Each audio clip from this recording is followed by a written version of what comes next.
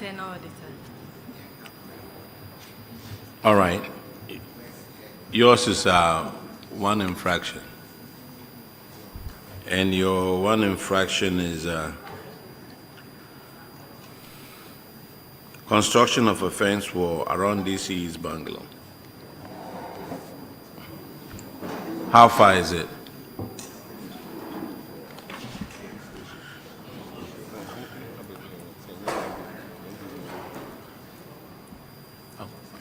Yes, Honorable Frank Ebua. Yes, go with them about construction of the wall around the DC's bungalow. The police station at Adolph. And it's been abandoned for 6 years now. So what's the current status?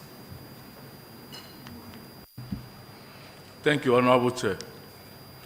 The current status of the police station at Adolph is now we have completed it, awaiting commissioning. But then we needed to add a mechanized borehole to the project. And that wasn't part. So we have to add it to it for the end users to be able to use it. And so that's what we are doing. So we have finished with the drilling of the borehole, and it will be mechanized by next month. Thank you. So, per what you're saying, it's been handed over to you. Is that the case? The police station itself have been handed over to you. The contractor was ready to hand it over, but we also saw it that since we have to add the mechanized borehole, by all means, there will be some plumbing works that will be done before we can take. So the borehole is being done by the same contractor? No, please. So what's the correlation? If it's not the same person constructing it, why are you not accepting it? So the contractor would have to, the borehole, it has been drilled, it will be mechanized, but the contractor would have to tap water from the borehole. Okay. The only thing I want to say here is that, it was supposed to have been completed in 2022. Yes, please. And it's completed now for about please. 5-6 years. Yes, please. So when you encounter such problems, I believe that you engage, apart from engaging your own consultant to be doing structural integrity assessment, I hope you use your local, as in the municipal engineers to, from time to time, to check on the integrity of the structures and the rest of it, so that you won't just complete and then at the end of the day it will start deteriorating. And don't forget to invoke the clause that will give the 6 months the defect period when you are taking it from the contractor. Yes, please. Right. Well noted. Mr. Chair, I'm done. Thank you.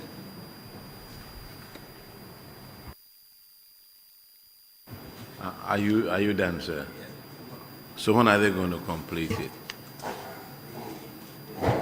According to him, the police station itself is completed, but because they need a mechanized borehole, and that one is yet to be done.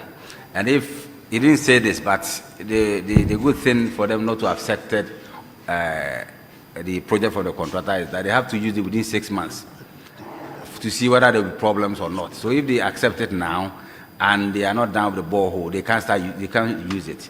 And if they don't use it within the 6 months, after the 6 months, the contractor is not responsible for any defect that they will see or whatever. So I think that they haven't taken it from the contractor, but it's not for bad reason. Technically, it's good. They have to complete the borehole so that as soon as they take it, they can start using it. Assembly's got lots of money for boreholes, right? I think we're supposed to construct about 10 of them, isn't that so? Yes, please, Honorable Chair. And that is what we have allocated one to the police station. All right. Yes, sir. So the fact that this police station is completed, the borehole mechanization appears to be taking too much time. When is it going to be ready for use? Thank you, Honorable Chair. I made mention of next month, that is by close of June, By close of June. Yes, it should be ready. So why has it delayed all this while? Because it's 31st December 2024 report. Who is your MP? My MP is Honorable Davis Ansan Opoku. You mean our vice chairman? Yes, please, Honorable Chair.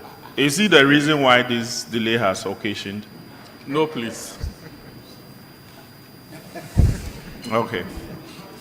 The way you are looking at me sympathetically, I will Is allow a- you. you know, All right. in Psalm 23, there's a popular verse that says that deliver us from evil.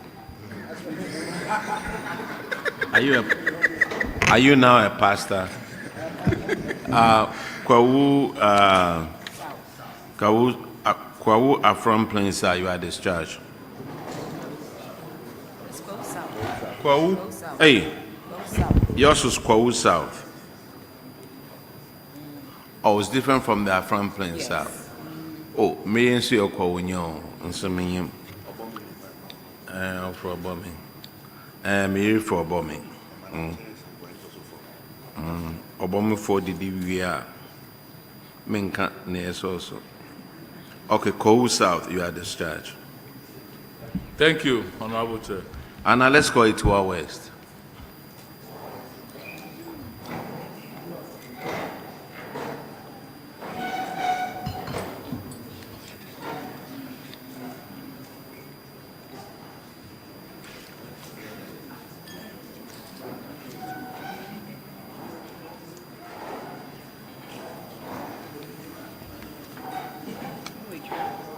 Please introduce your names.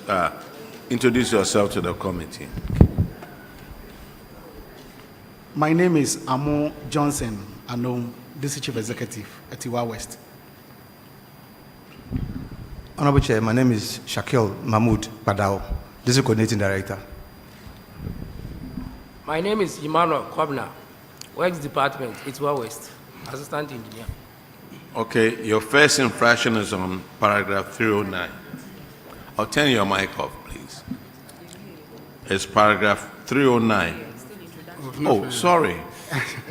I didn't see you. Yeah, my name is Dennis Techi, District Finance Officer. Okay, My name is George Aite, internal auditor.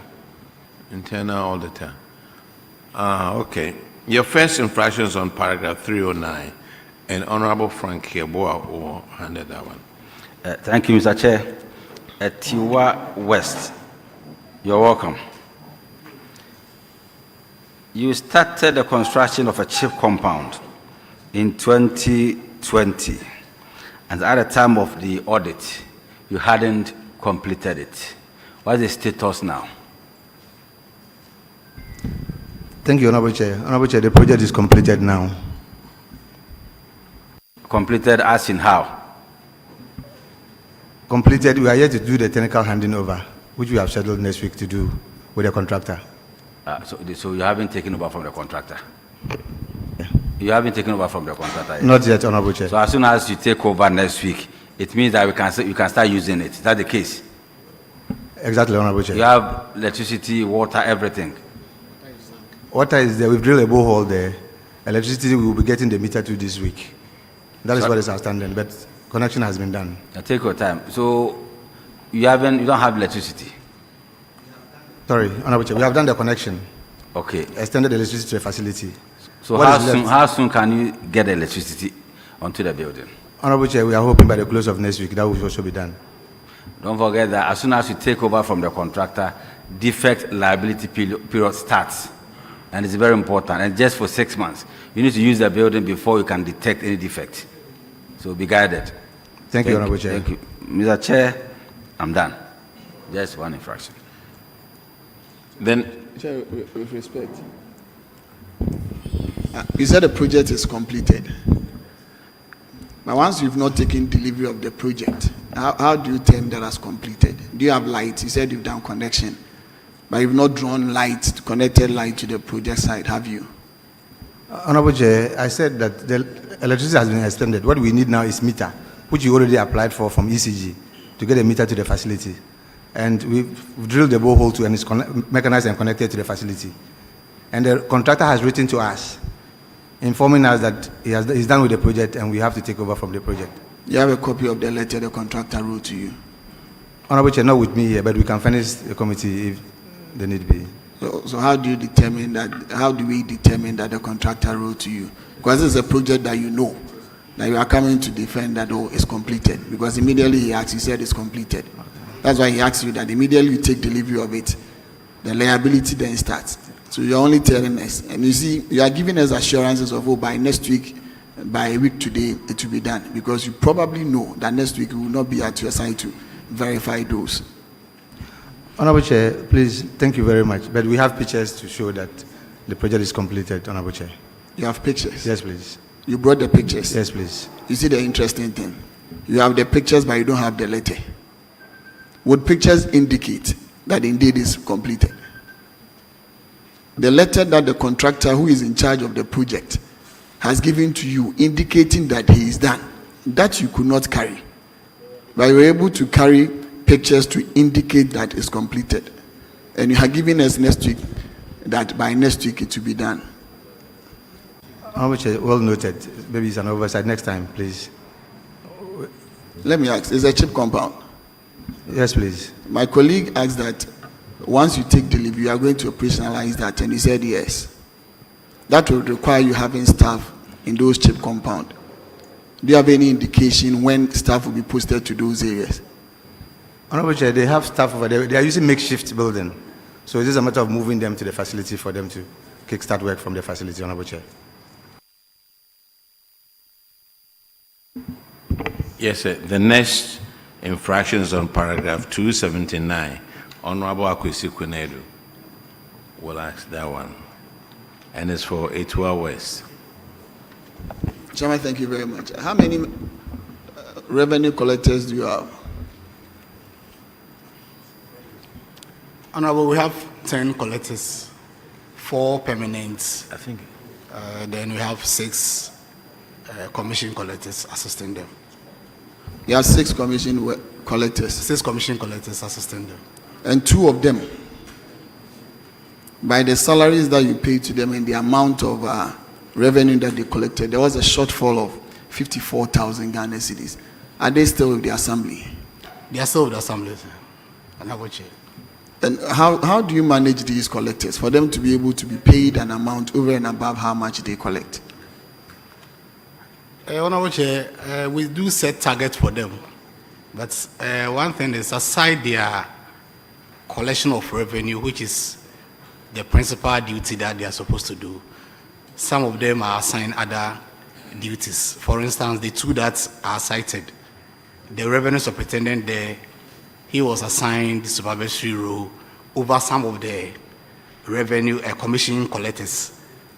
So you may not see that in a year he may not have collected so much, but aside the performance, he does other duties in addition.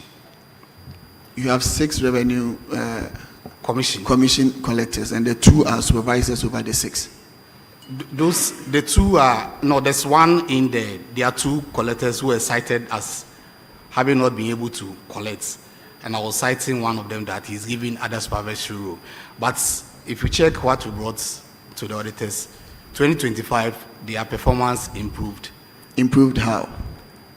Based on how much they collected for 2025, vis-a-vis 2024, 25 was an improvement over the 2024 performance. So let me ask, if you are justifying the improvement, was that the collection over and above the salary that you paid them? Not necessarily, but... So how do you justify that as an improvement? That is what I'm saying, Honorable. Aside their, Honorable Chair, aside their collection... Okay, let's go to the 2024. The one that is not a supervisor, how much did that person collect? For 2024, that I'm not giving you.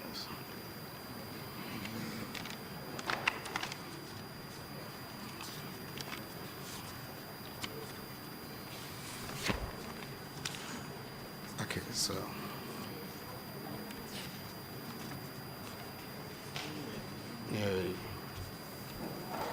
okay. So 2025, we have the 2025 figures here. For how much they collected? I said you said one in 2024, one was a supervisor, and I'm asking of the 2024 so that we can compare. Honorable Chair, give me a minute.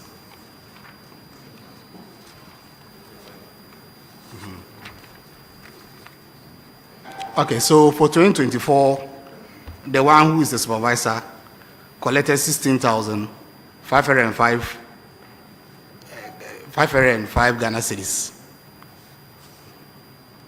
Then when we come to 2025, he did 37,422 Ghana cedis. And how much did you pay him in 2025? As in his total salaries. Yes.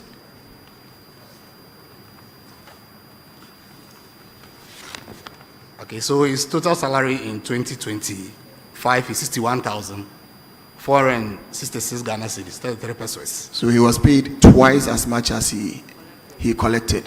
Honorable Chair, yes. What is the arrangement on revenue collection when it comes to commission? For commission, no, usually what we do is we do advertise for people to come and apply. So those that we get, we do pay them commission of 30%. Based So on how much calculate we collect. 30% of the amount that he collected. No, this is a permanent collector. So these two shortfalls are all permanent They collectors. are permanent collectors. They are So not for them, you commission. don't even give them target. That is why. No, Honorable Chair, not that we don't give them targets. We do give them targets. But as I rightly said, the Tijani, for instance, he's a revenue superintendent.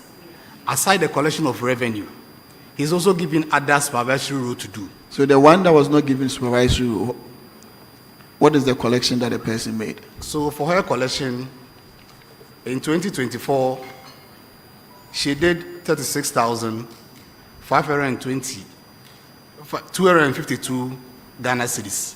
That is for 2024. Then 2025, her performance improved to 54,095 Ghana cedis. And how much did you pay the person? 38,065 Ghana cedis. And what is the target for the year for collection for these individuals? For these individuals, so for Tijani, the superintendent, his target was 35,150. Then for Dinah, her target was 51,539 Ghana cedis. So you mean now they are performing? Yes, Honorable Chair. And what about the commission workers? Commission workers, they are also performing, just that for them, it's based on how much you collect. Then we pay the commission based on that.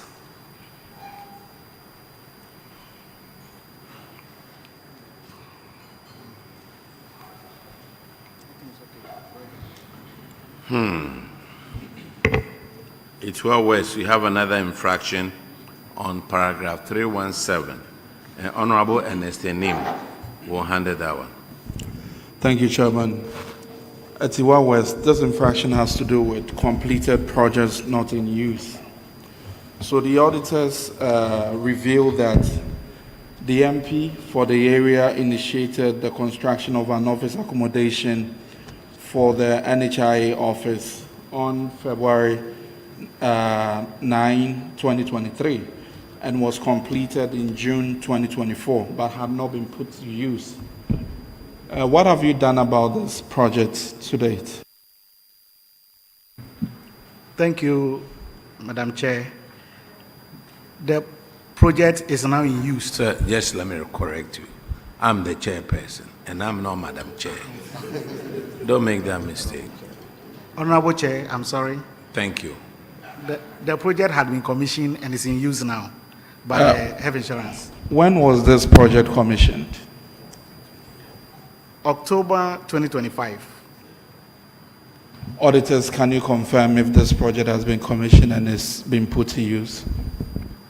Honorable Chair, the project has been commissioned and it's being used. Thank you. At what was I just want to go back to your response to the auditors when they came. You had indicated that the provision of electricity connection was not part of the contract and that process for extension of electricity to the facility was ongoing. Do you award contracts without adding electricity connection to that? Because it's quite unusual to have a project without electricity as part of the contract. Yeah. Mr. Chairman, with all humility, this was an MP's project, and the component, the electricity aspect wasn't factored. But as we speak, they are connected. If you say it's an MP's project, was it paid from the MP's pocket? Oh, I'm sorry, not exactly. Because as far as I know, it is the assembly that manages the MP's common fund. And if you say that it's the MP's project, so, and all these contracts that are awarded from the MP's portion of the common fund, it is you, the assembly, that takes care of the entire process. So to say that it's the MP's project and because of that electricity connection was not included in the contract, that is, and this response I'm reading to you came from you. It didn't come from the MP. Because the MP I know initiated this project is not even in Parliament now. Sure. So please, go back to your response again. Mr. Chair, as I said, we have connected electricity to the property, and now it's in use. But why would you award a contract without the electricity component in the contract? Because you said that you had no electricity component in the contract. The package was inherited, and we could not do much about it than to extend electricity to the facility. But currently, all projects that are awarded goes with electricity. Okay, so that should be for you. No contract should be awarded without electricity. Then I also want to find out, has the contractor been paid the full amount of the contract sum? Honorable Chair, please, not yet. Why would you put the project in use and fail to pay the contractor? If the contractor should take the assembly to court and there are damages, who takes care of this? Honorable Chair, we are in an agreement with the contractor, and we've done the payment in installment. So we've paid him some. He's left with 150,000 Ghana cedis now, which we are committed to paying by the end of July. Honorable Chair. Do you have a payment plan that has been signed on to by both parties? Honorable Chair, no, please. If the assembly fails to pay, is it the MP who is going to pay all these damages? Because as far as I know, this was completed in 2024. And the MP, as far as I know, had funds in the account. So why did you fail to pay the contractor until now? So, And you even said July and not now. So why July? So, Honorable Chair, what happened was the MP did have funds in there, but there were two projects ongoing in respect of the MP. So, the fourth quarter... Before you land, is the current MP aware of the situation? She is. And have you indicated to her the implications of failing to pay this amount? So we've sat down with the current MP, then we told her about the situation on hand. There were two projects ongoing, the fire service and the health insurance.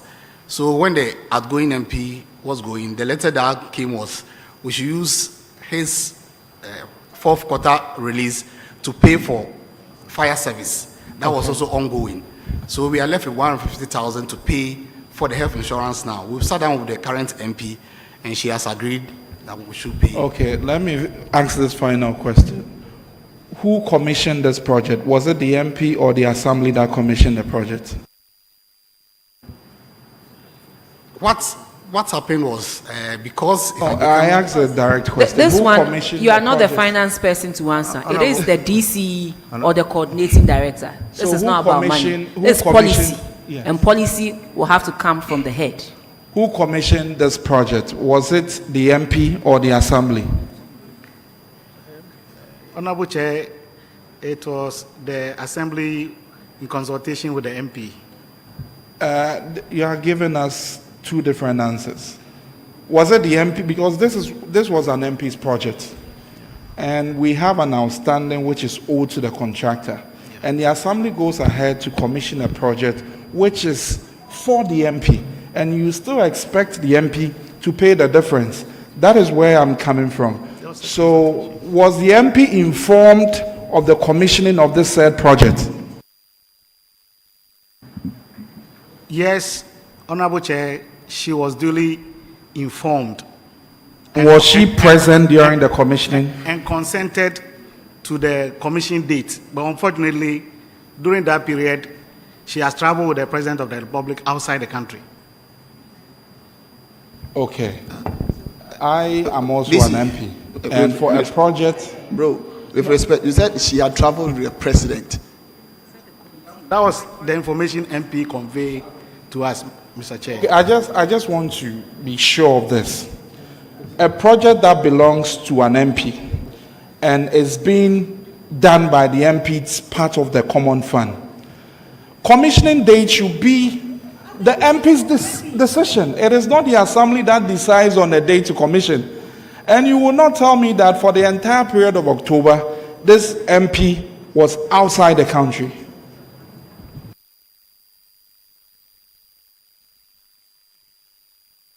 If we are not able to get this resolved, the payment of this balance would be a problem. Because one, the MP who is supposed to pay was not even part of the commissioning of the project. The assembly went ahead and commissioned it. Is the assembly going to pay from the legacy fund, or is the MP that is going to pay the balance of this amount? That's the other question to you. Honorable Chair, the unfortunate incident was the date was fixed, consented by Honorable Member of Parliament, but when it was due, that was the very time she was outside the jurisdiction. Please, you are still under oath.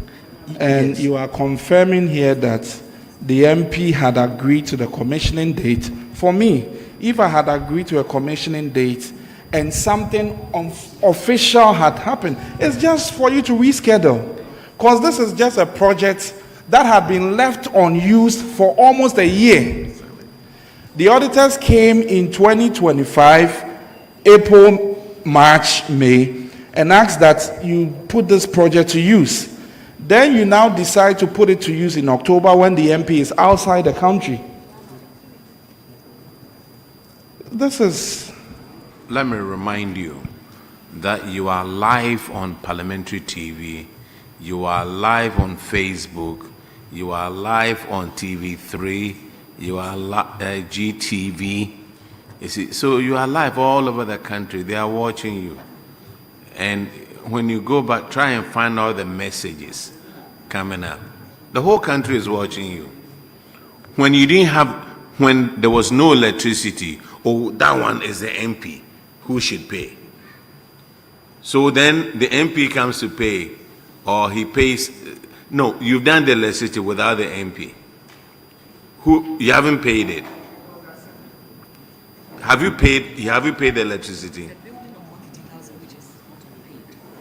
Electricity is paid, Honorable Chair. But when it comes to commission, look, all of us sitting here, we are MPs, so we are MPs, and we know what is going on. And sometimes we know far more than you do when you come and sit in front of us. Okay, Honorable DC,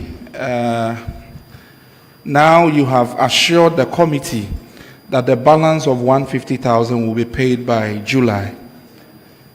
We expect that by July, either MP or the Assembly.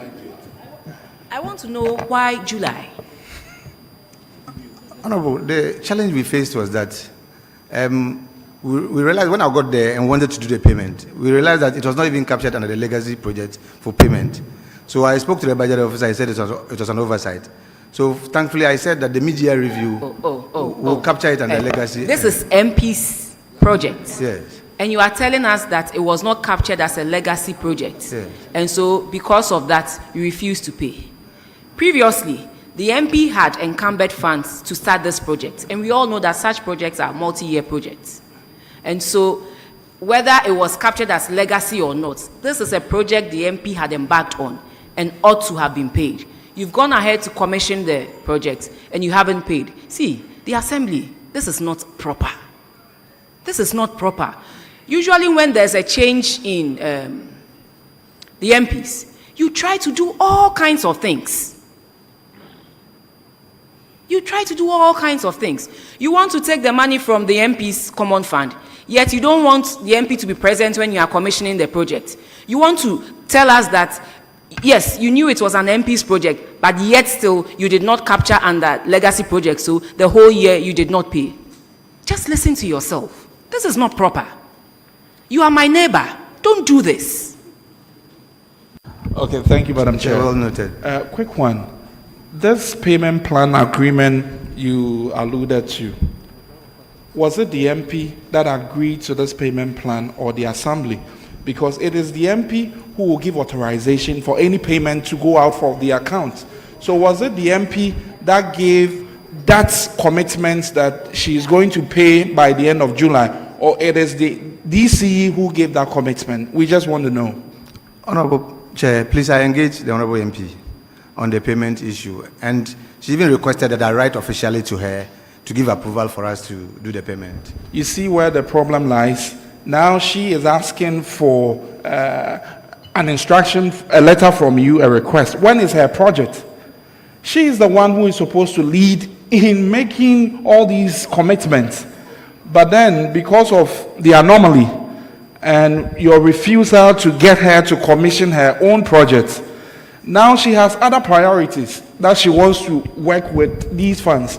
And you expect her to pay the 150 by July when you have committed that you want to pay by July. This MP was not even invited. Let me put it that way, because if she was invited, I don't think she would disappoint when she knows it's her own project. So please, I think, Chair, you should give a directive as to when this money should be paid, and the Assembly should be made to pay for it, because it is the Assembly that commissioned it, and they should be made to pay for it from their legacy fund.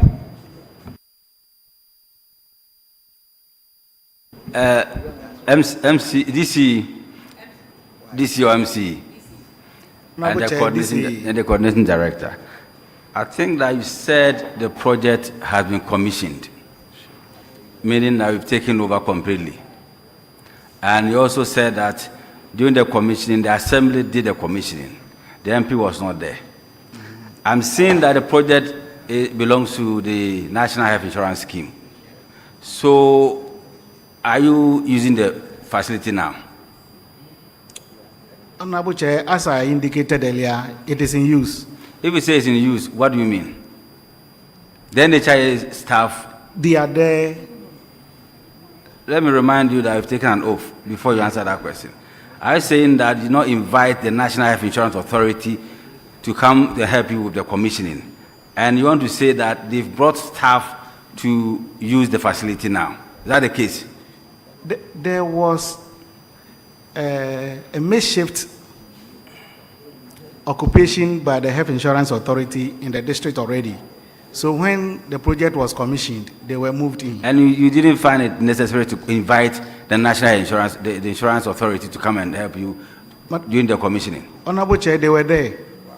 But you said only the Assembly did the commissioning. It was in respect with the presence of our Honorable Member of Parliament. No. Okay. If we think that NHIA was invited and they brought in staff to use the building, then it's fine, because normally what we do is that even if the Assembly construct NHIA's building, it will be given to NHIA to come and commission together with the Assembly or the MP, and then we bring in staff. That's the procedure. Yes. So anything you did outside this procedure will create problems for you in future. If you're not experiencing problems now, you're going to get a problem. So please, just do what you're supposed to do. NHIA, the authority, CEO and the rest, Dr. Bampo and the rest must be involved. Otherwise, you face problems. Thank you. Thank you, Honorable Chair. It's well noted and taken. Chairman, with respect, DC, if it were to be in the court, they would say they've taken judicial notice. But here, I'm taking committee notice. You see, we are talking about commissioning, and it's becoming notoriously obvious in your district. You may agree with me or you may not agree with me. You commission a project of the MP without the MP's knowledge. The same thing happened with an AstroTurf, and that is an open fact. It degenerated in your district. See, your work should not be at variance with your member of parliament, regardless of the parties in which you join. It is for the development of the district, and it goes for everybody.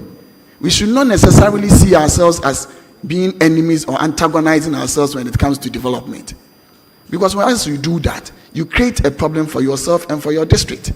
It degenerated, and you know that somebody wanted to commission an uncompleted AstroTurf, which people were already using. We all know it. We all passed there. The AstroTurf was already in use, and that became a problem. And the same thing is happening with these projects. Once you go, patch up everything that you have to do. And some of these commissioning matters, payment matters, ought not to be done the way you are doing. Because once you do that, you are blocking development in your own district. You are blocking it.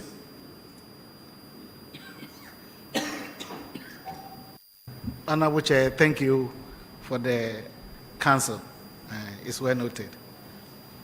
You're welcome. On the payment of the electricity, now, yeah, since it's the Assembly's project, Assembly will pay for it. If it's the MP's project, the MP will pay for it. But you have taken over the MP's project, you are doing it without her, so pay for it. The next infraction is on paragraph 323, and Honorable Ms. Bao will have that one. Thank you, Mr. Chair. Honorable Chair. Etua West, this infraction is on failure to replace sanitation improvement package equipment. Per the agreement of the Assembly with Zoomlion Ghana Limited, it was agreed that Zoomlion Ghana Limited will provide the Assembly with some skip tracks, and then also provide the Assembly with containers as and when, and also replace or repair as and when damaged. During the audit, the auditors cited you for non-replacement or repair of damaged containers. We want to know what's the status as of now. Thank you, Honorable Chair. Honorable Chair, the containers have been replaced. Auditors, could you kindly confirm this to the committee? Honorable Chair, all the 4 containers have been replaced. Thank you. Now, thank you, Honorable Chair. Now, do you owe Zoomlion? Honorable, we are processing the first quarter. That wasn't the question I asked. Oh, just a simple question. Yeah. Do you owe Zoomlion? Yes. Yes, Honorable. Oh, no. How many quarters do you owe them? 1 quarter, Honorable Chair. That's the first quarter? Yes, Honorable Chair. Oh, so 4th quarter is already gone? Yes, Honorable Chair. All right.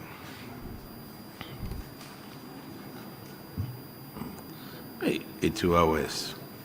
You guys are discharged. You are discharged. Or if you want to sit down, I'll ask you more questions. Thank you, Honorable Chair. We are most grateful about what's going on out there. Let's call Kowuz. No, let me call it Boakwa North.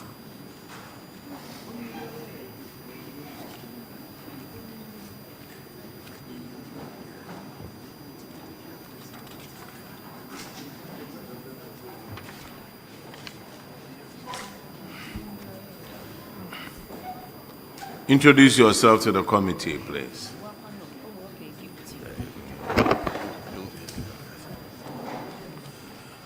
Charles Dakuyaboa, Boakwa North, Chief Municipality, MC.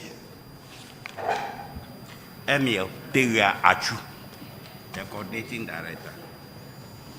Please, I'm Josephine Ansu, Finance Officer. Honorable Chair, I'm Anna Jamra, the Internal Auditor. Okay. Your infraction is on paragraph 279, and Honorable Akwesi Kunedu will handle that one.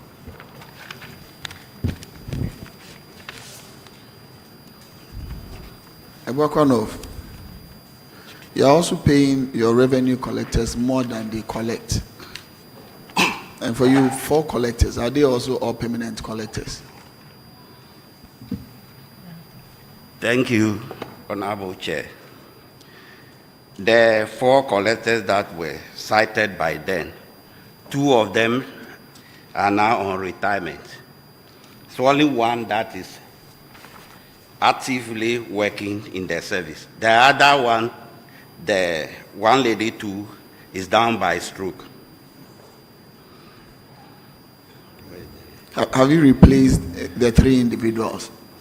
Not yet, but we had some commission collectors to be collecting for the assembly as of now, but they are not mechanized. They are not mechanized. Yes, sir. So they are all on commission basis. Yes, sir. So now we are left with only 1 mechanized collector. There are 3, but those who were cited. Those who were cited. So now do you set target for them? Only one that is actively. Still at work. So now do you set targets for them? Yes, sir. And are they meeting the target? That is the one, the active one. Is working up to expectation. So what about the other 3 that were not cited in this one? Are they still maintaining their collection and They are meeting all their targets? working up to expectation. I guess you should be monitoring them, because what we see is those who are mechanized, you don't monitor them. Well, They are only interested at the end of the month they take. So you should be monitoring them and making sure that at least they collect, even if not above, at par with what they receive, because you obviously cannot be paid more than you generate, and that will go against the assembly. Well noted. You're welcome.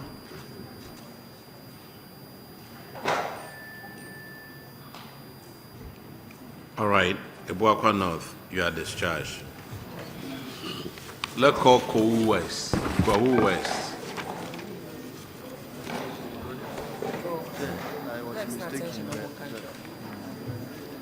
The coordinator is the new journalist as well after this one. Okay.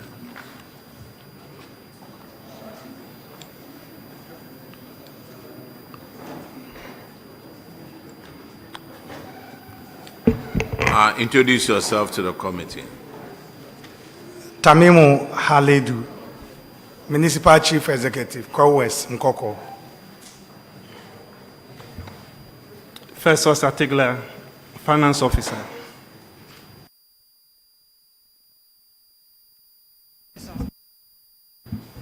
Bashir Mohammed, Municipal Internal Auditor. Memunat Nuhu Adams, Deputy Director, Co-West. Okay, when it comes to the District Assembly account, your first infraction is paragraph 297, and Honorable Sebastian there will handle that one.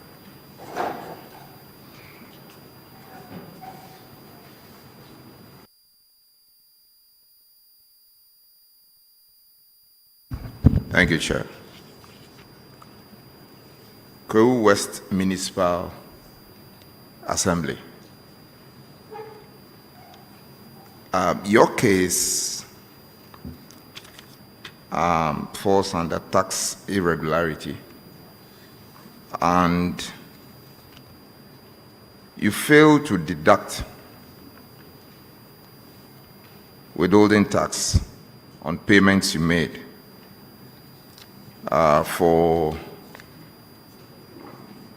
3 different entities or 3 different transactions. As that has been brought to your attention through the audit. What is the situation now? Thank you, Honorable Chair.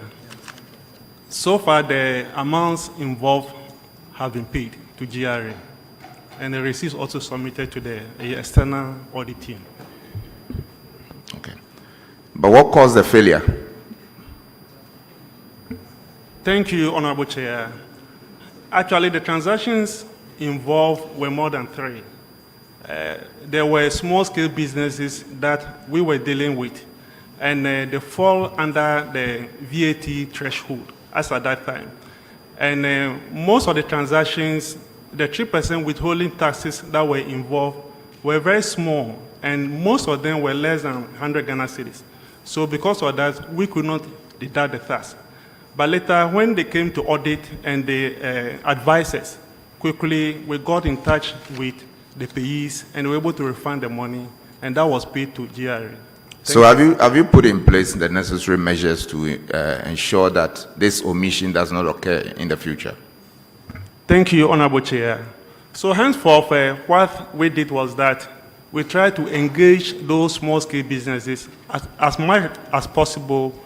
They should go and register with the VAT service so that in future, when we are dealing with them, then we are sure that the necessary taxes will be withheld. Thank you, Honorable Chair. Can the auditors confirm that whether this infraction has been regularized? Yes, Honorable Chair, the amount has been remitted to the GRA. Thank you. Chair, thank you very much. Honorable MC, where's your coordinating director? Thank you very much, Chair. My coordinating director is a bit indisposed. He or she? Who is he or she? What's his name? Reverend Daniel Nkrumah. Reverend Daniel Nkrumah? Yes, please. And he's indisposed? Yes, please. Okay. Thank you very much. Okay, your next infraction is on paragraph 287. And Honorable Brimer Bauer will handle that one. Thank you, Chair. The said paragraph relates to a payroll irregularity. One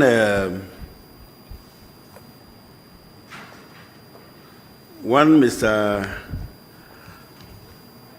Amos Boache, deceased, retired on the 16th of March 2024, but was paid a total salary of 6,729.40 pesos from April to July 2024. And so the auditors recommended that you should get this money paid by the next of kin, or the HR or the coordinating director pay this money. Have you been able to retrieve this money? Thank you, Honorable Chair. Just like they advised when they came for the audit, we got in touch with the family, and so far they have been able to pay the money. And we have paid the money to the account given to us. Thank you. Auditors, can you confirm? Honorable Chair, the total amount has been paid into the Aegis Recoveries account. Thank you. The Chairman. Thank you very much. Kohu West, you also have another infraction in the DACF account, and it's on paragraph 298. And Honorable Frederick Yao Ahinkwa will handle that one. Thank you, Chairman. Kohu West, your infraction is on payment without the use of gift miss. You made payments to PVs, you raised PVs 10 in number and circumvented the gift miss with the reasons that there was poor network connectivity, and yet you went ahead and made these payments. First, I want to know, what are the details of the PVs that you raised, the 10 PVs? Thank you very much, Mr. the Chair. This infraction did not come to our notice. Per what we have here, 298, is talking about New Job in South Municipality. We don't have that infraction. Kwahu West Nkoko. Municipal. Yes, please. Are you not Kwahu West? We are. Yes, and this infraction is for you. Look at the table. 298. 298. 2. Item 2. 298, 299. Go to 299. You see the table there? Yeah, we have 299. We don't have the table. No, this. You don't have this. Wait. Yes. Have you seen it? Yeah, I've seen it. Yes. I've seen it. So is it yours or not? It is. It is. It is ours, Honorable. So I would have assumed Thank you. that you would have said that the earlier statement that we said was wrong, and that I withdraw and I apologize for it. Thank you very much. You think we The are here initial- playing? We are not here playing, no. Yes, Chairman. I'm very sorry. I Go ahead. apologize and withdraw. Thank you. Will I take the question again? Yes, please. Yes. Your question is, you raised 10 PVs and made payments to these PVs without using the gift miss. And your reasons to the auditors was that there was poor network connectivity. Is that the case? Yes, please, Honorable Chair. So my first question is, I want to know the details of those PVs, the 10 PVs. And based on that, I put my next question. So what went into those PVs, the 10 PVs? Which kind of expenditures did you make?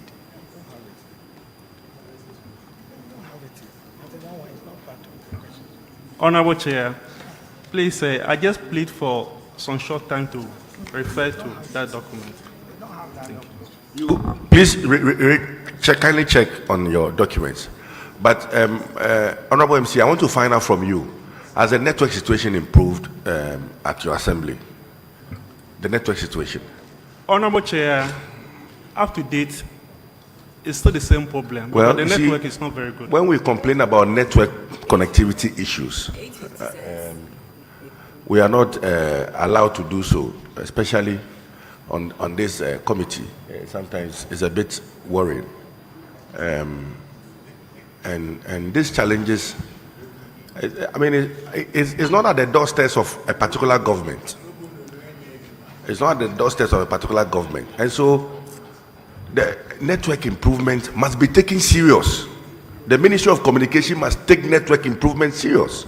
But, Honorable, especially at the assemblies. Honorable, let me ask you something. Let me ask you something. I'm not taking the oath. Yes, you have to take the oath. Yes. Honorable, sir, how many gift mix transactions have you done at your assembly? Thank you, Honorable Chair.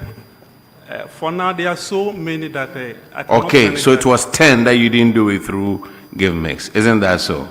Yes, please, Honorable Chair. And most of the time that they had issues, it was because you guys were going through training and some of you were not very conversant with the gift mix problem. Yes, please, Honorable Chair. So it's not always the network connectivity. Is that true or not? Yes, please, Honorable Chair.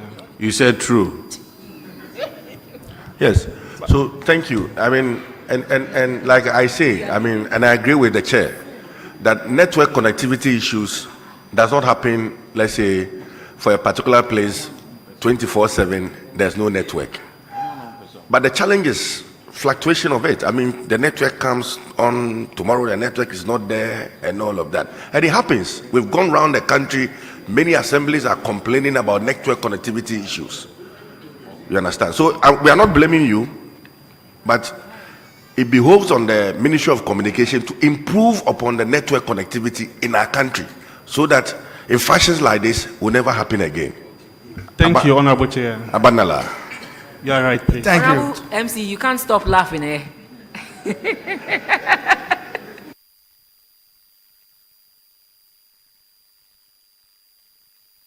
So, yes. So the auditors recommended that management should ensure that all payments are made via the gift miss. Those that you made as a result of the poor network connectivity, have you taken the steps to regularize them when the system came on? Yes, please, Honorable Chair. Auditors. Yes, Honorable Chair, the journals were passed for those 10 transactions, and then subsequently, per our 2025 interim audit that we have done, they are processing their transactions on the gift miss. So we have not cited them for the same infraction. Thank you. I'm done.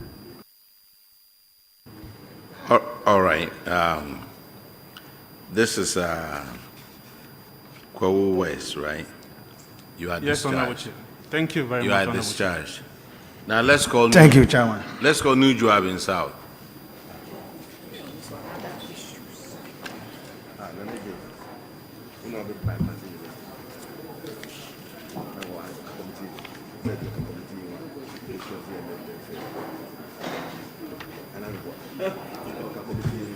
Introduce yourself to the committee, please.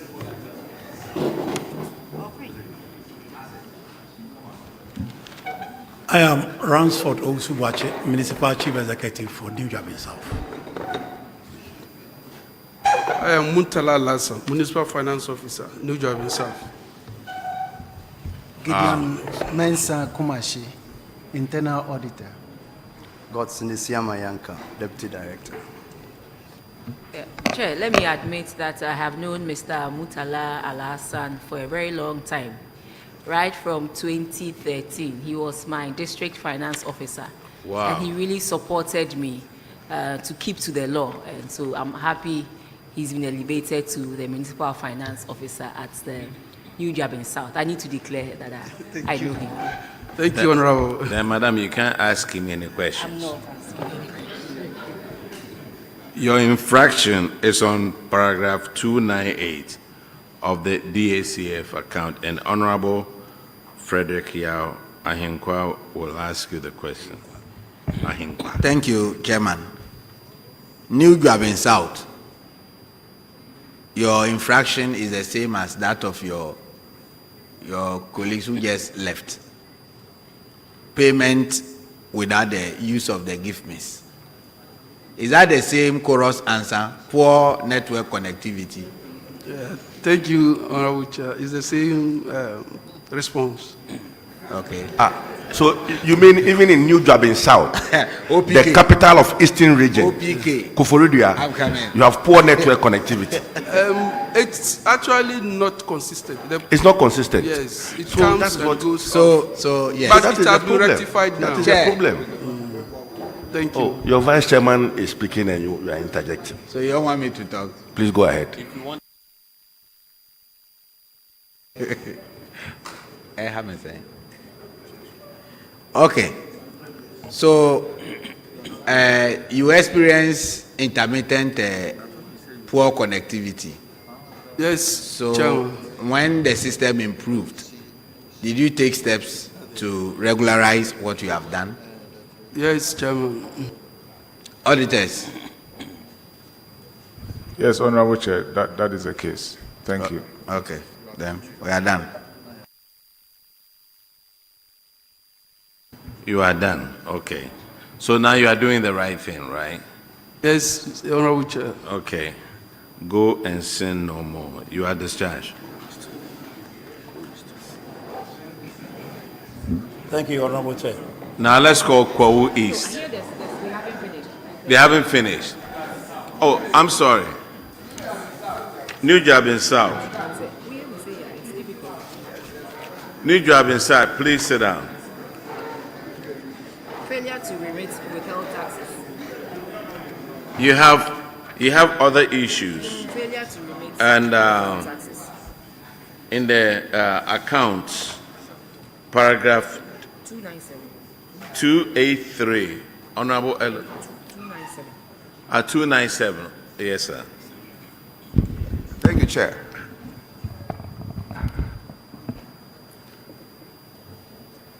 This New Joabin South, is it? Okay, all right. The team that was just praised by my chairman. Okay, all right.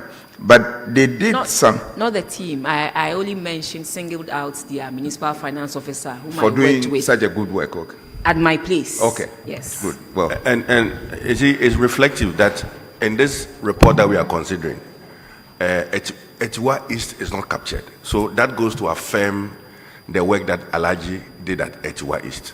Okay. That is why there has not been any infraction. okay. But the municipality you are presiding over now, which is New Joabin South, that is before us. the audit showed that they deducted, or you deducted, withheld taxes, but failed to remit same to government. Are you aware of this? Thank you, Mr. Chairman. I think it's true, but it has been remitted. What caused it was at the time GRE introduced a portal. Yeah, what's the amount involved? What is the amount that you was withheld, but you failed, but now has been done? What's the amount I involved? think it was a total of 11,000 something.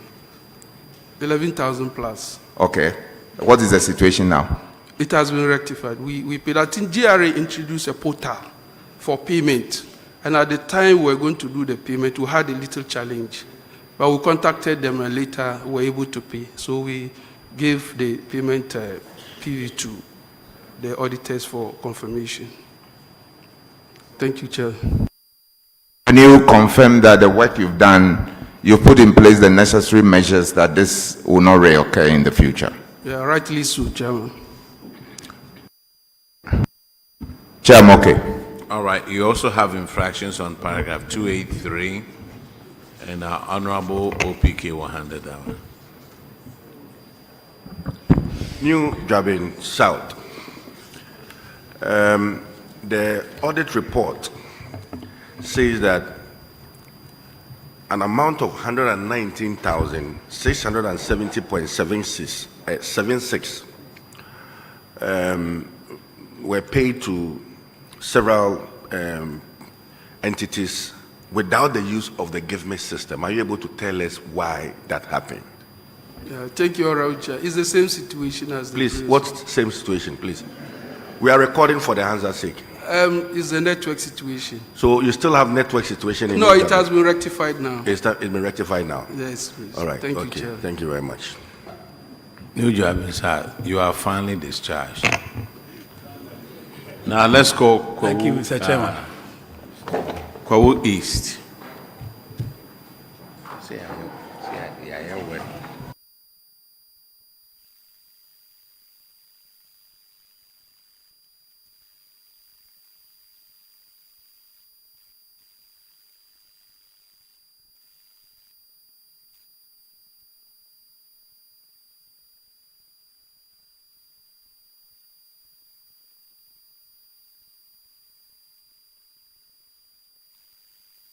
Please introduce yourself to the committee.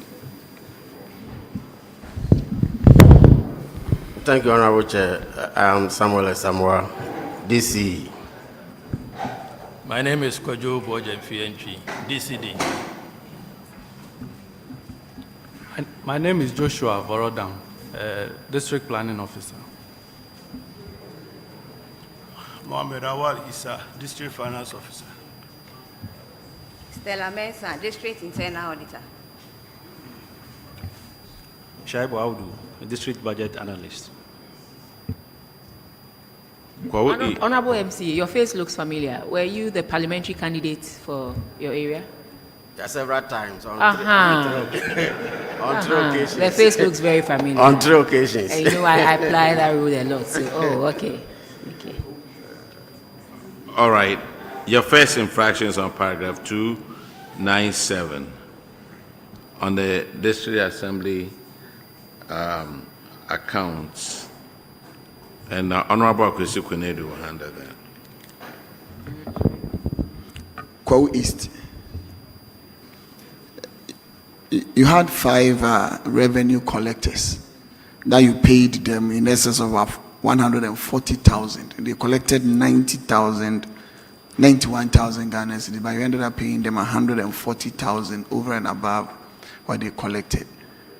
What is the status now? Are they all permanent collectors? Yes, Mr. Chairman.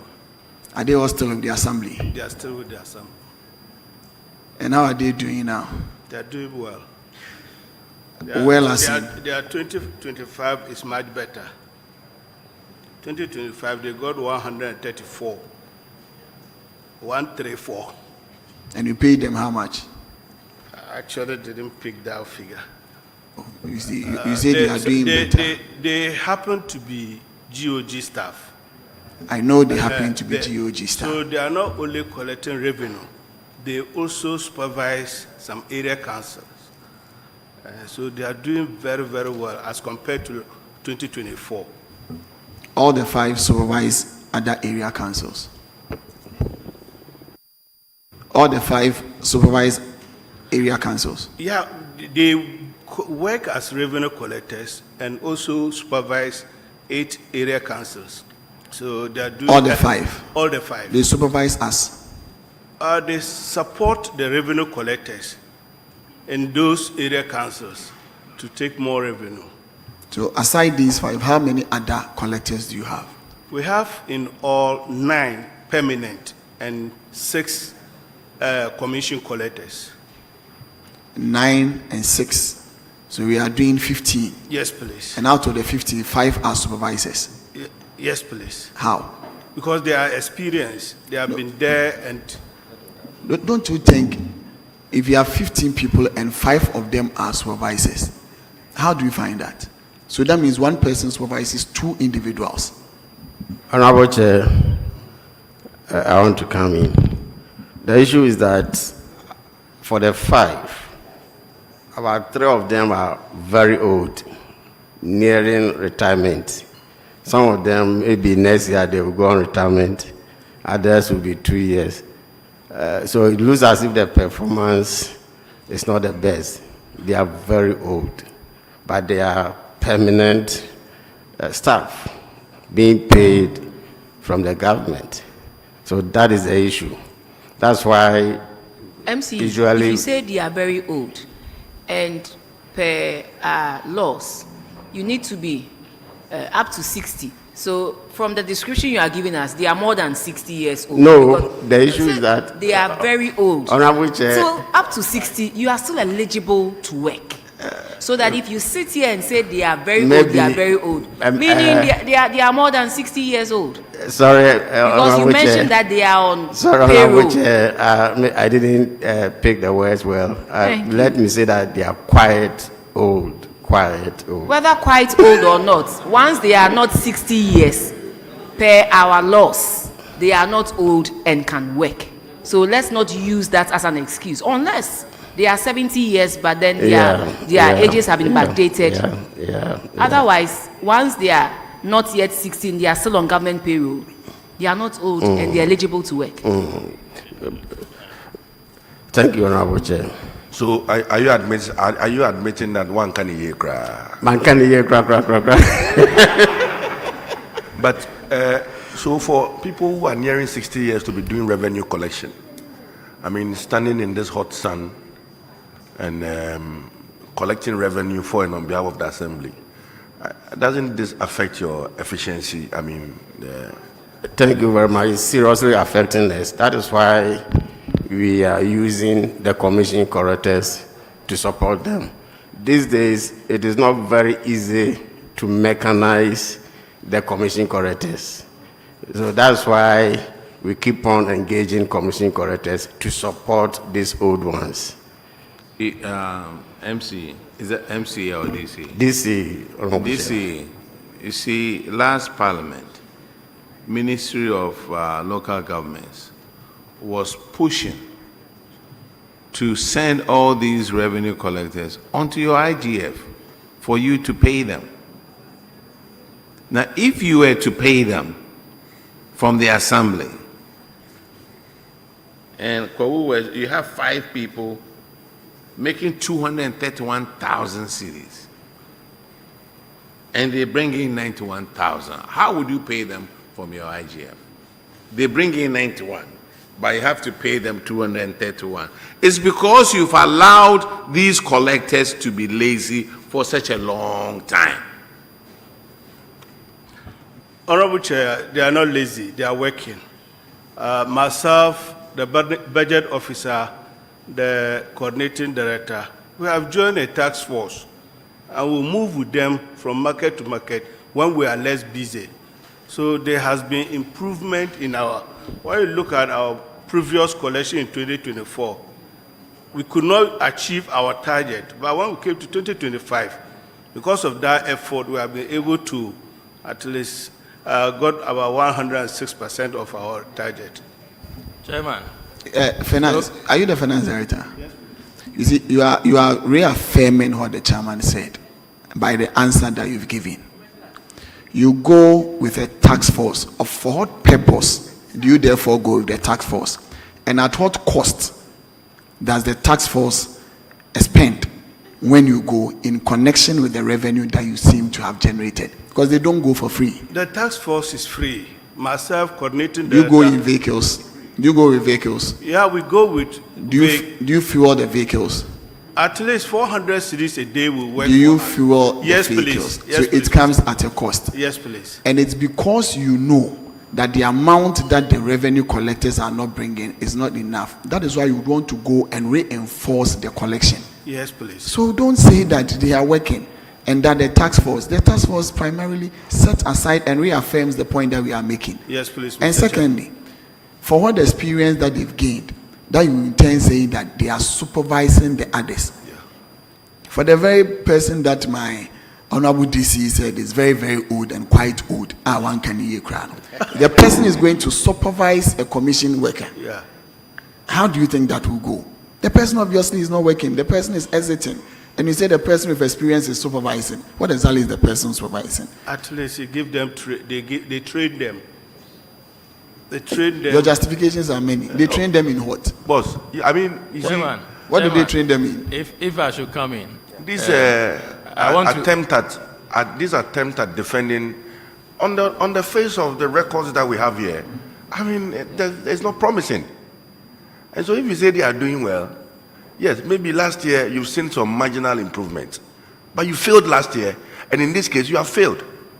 I mean, if the pass mark is 50, and last year your student had 23, this year the same exams is at 26, you say, oh, there's improvement. Improvement from where? There's no improvement. So let's look at ways at improving it. I think that will help us. Let me ask you a question. You think you use the other people, including yourself, you go and help them and then they bring the revenue up. Have you costed your cost from you leaving the office going to help? Have you thought about that? Yes, please, Mr. Chairman. But you don't add it, strictly speaking, to the total salary. Let me ask you in a different way. Have you heard of Elon Musk? No, Elon please. Musk, No, one please. of the richest people in the world. No, please. He's worth over 700 billion. Yes. Right now, how many in this room are millionaires? How many people are millionaires? Good. If Elon Musk should come here and we are looking at the average income, he is worth over 700 billion. All of us, our average income will go to over 1 billion. Does it mean that we are billionaires? No, please. Oh, Massa. So, of interest, what training do they give to the commission workers? Honorable Chair, I want to admit that setting up a task force to even go around comes with a cost. But then we are still strategizing. In fact, of late, we decided to reshuffle some of the commission correctors. It looks as if they are permanently working within the same area for a very long time. So we have started planning to reshuffle them so that they'll be going to different areas where this sort of familiarity will be off. So we have so many plans to improve upon the situation.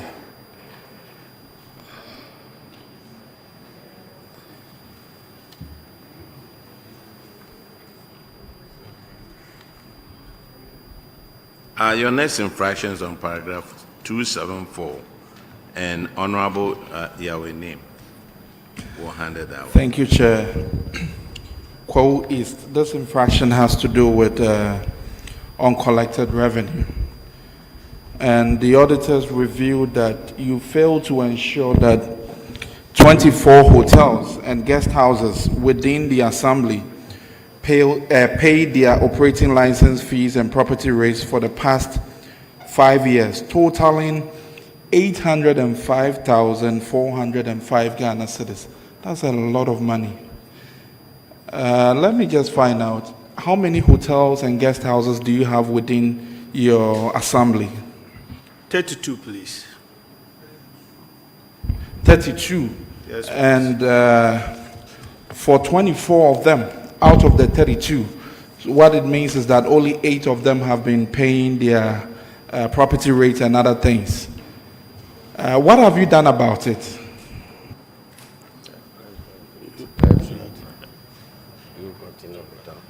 Thank you, Honorable Chair. Honorable Chair, we saw the challenge, so we met as management team to discuss it. And now management has taken over, and myself, I'm engaging the hotel owners on one-on-one basis to explain issues to them. So far, we have managed to collect about 120,000 out of the 805,000. Okay, And out of the 32 that you did indicate, how many of them are properly registered with the assembly? I just want to build something here. All 32 registered with the assembly? Yes. Who issues the operating permit for these hotels? Take it from there. The finance unit. And for 5 years, you kept renewing licenses when people were not paying. Is that the case? Mr. Chairman, that was the case. It was a bad situation. Bad situation? Yeah, a bad situation in the sense that much effort was not made to collect those revenue. But last year, after meeting the auditors, that's why management took it up to move to. Even the district chief executive himself went out to collect checks from hotel managers to support us on that as well. But there wasn't much effort. That's the bottom line. So what legal mechanisms are available to you in ensuring that these rates are collected by the assembly? We are currently on that. We have written... No, I asked what legal mechanisms are available to the assembly. Our bylaws, please. Honorable Chair, so rightly said, we have legal mechanisms to that, being a prosecution of these defaulters. And so how many of these 24 have been prosecuted to date? Yeah, so we've not done any, because what we've started was to rather engage them, and once they go beyond that limit, then we initiate prosecution, please. What is the average owed by each of these hotels? The average?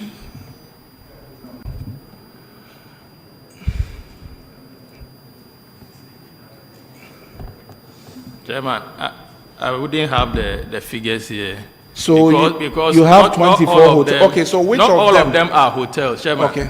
We have some which are guest house, others are budget, under budget. So I'm not sure we can get the average. Okay, so amongst all the 24 guest house and hotels and the budget things you are talking about, which of them has the highest amount owed?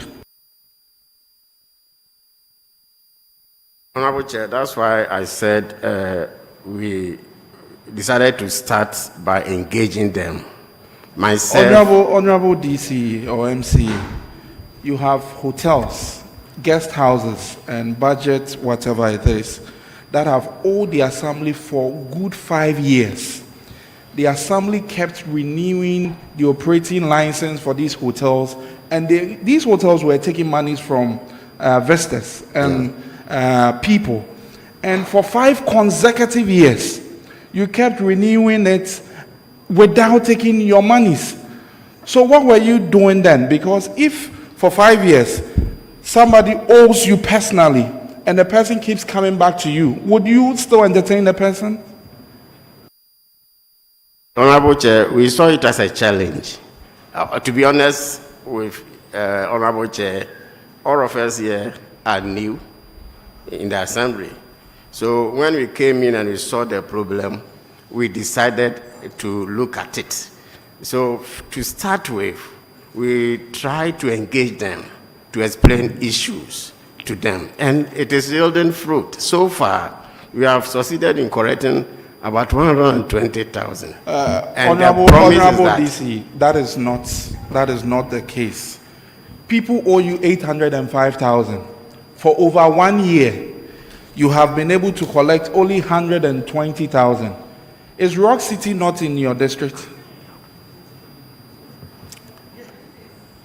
Yeah, and he has even paid Yes. a very big out of what we have corrected. So if a big amount out if of a what we have big corrected. hotel has been able to pay you, these small guest houses and hotels are still existing and competing with this big one who is paying, and you keep renewing operating licenses for these hotels when you need money to run the assembly. So please, what the steps you have taken is not enough, please. What you need to do is that revoke their operating licenses. The moment you revoke today, tomorrow they will come and pay. Because they are making money. And you keep renewing their license for them for over 5 years, and they are not paying you, and you are sitting down, you are comfortable with the 120,000 you have received so far. So, Honorable DC, I think that if you fail to do this, what will happen to you is that you will now resort to your DACF allocation for your administrative expenses. Because you have a huge 805 to collect. You have only taken 120. So you have almost about 690,000 to collect. And this money can build a cheap compound, can build schools. And you are still sitting at the office and encouraging and negotiating with these hotels. So please, these excuses, because these people are making monies. It's not like they are running at a loss or anything. They are still operating, making monies, and the assembly is sitting there without money. So, Chair, I think that your direction... The advice is well taken. You see, the revenue collectors who are being paid highly could be going to these people to collect the money for you. See, instead of excuses. No, the other one too said I won't repeat it. Okay. Kwawu East. You are discharged. Most grateful. All right. Afram Plains South.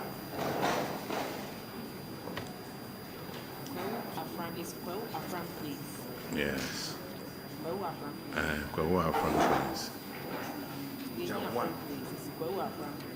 Kwawu Afram Plains.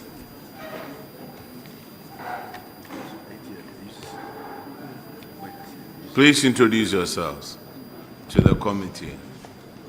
Mr. Chair, my name is Ivan Stey Ajano, the DC Finance Officer. My name is Moses Tangbi, DC Afram Plains South. I'm Oliver Pokuyeboa, District Coordinating Director. Thank you. Your infraction is on paragraph 309, and Honorable Frank Yeboah will handle that one. Thank you, Mr. Chair. Kwawu Afram Plains South. You're welcome. Thank you. Thank you. In 2023 or 2022, you began the construction of a fence wall around the DC's bungalow. And at the time of this audit, percentage of completion was 74%. What's the status now? Honorable Chair, as of now, it has been awarded under legacy project. It's almost completed. It's left with painting, and we have pictures here to prove. It's been awarded under legacy project. Yes, repackaged under legacy project. A contract contract sum of 270,000. At the time of the audit, you had paid 174,000, leaving about 100,000. Was repackaged. Honorable Chair, as at that time, we had issues with funding, and so it was abandoned, and in 2025, all MMDAs were required to submit list of... so how much did the repackage cost? Oh, looking at it, because of price fluctuation and other things, we repackaged it and about 3 projects that we combined. So you don't remember how much this particular one cost? No, we repackaged it as part of renovation of the Honorable DC's residence. So it's done, it's completed now. Is that the case? It's completed, but it's left with painting. So when are you doing the painting? Oh, by now they are even on it. Because this audit report came out around May last year. So why are you so on the same issue? The repackaged contract was signed this year. So, yes. All right, thank you. Mr. Chair, thank you. Does the renovation include electricity?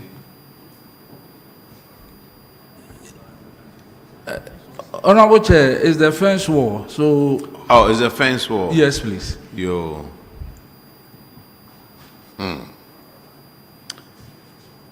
Kwawu Afram Plain South, you are discharged. Thank you. Thank you.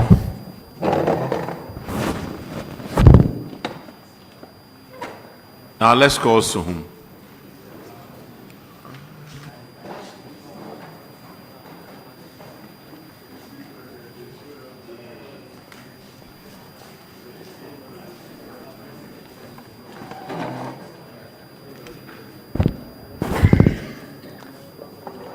Please introduce yourself to the committee. Okay. Thank you, Honorable Chair. I'm Ohinewa Lydia Sarah, the MCE for Suhum. Honorable Chair, respectfully, I am Abdul Rahim Musa, the Municipal Coordinating Director. Please, I'm Mohamed Shiraz, Municipal Finance Officer. Your infraction is on paragraph 309, and Honorable, who's doing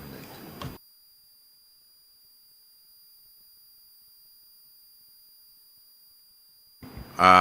And I will handle it, no problem. Paragraph 306, you used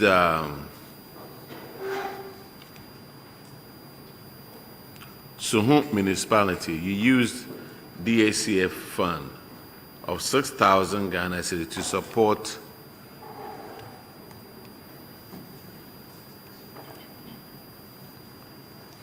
to pay ex-gratia and transfer grant and non-available to grant to 42 assembly members. Why did you do that?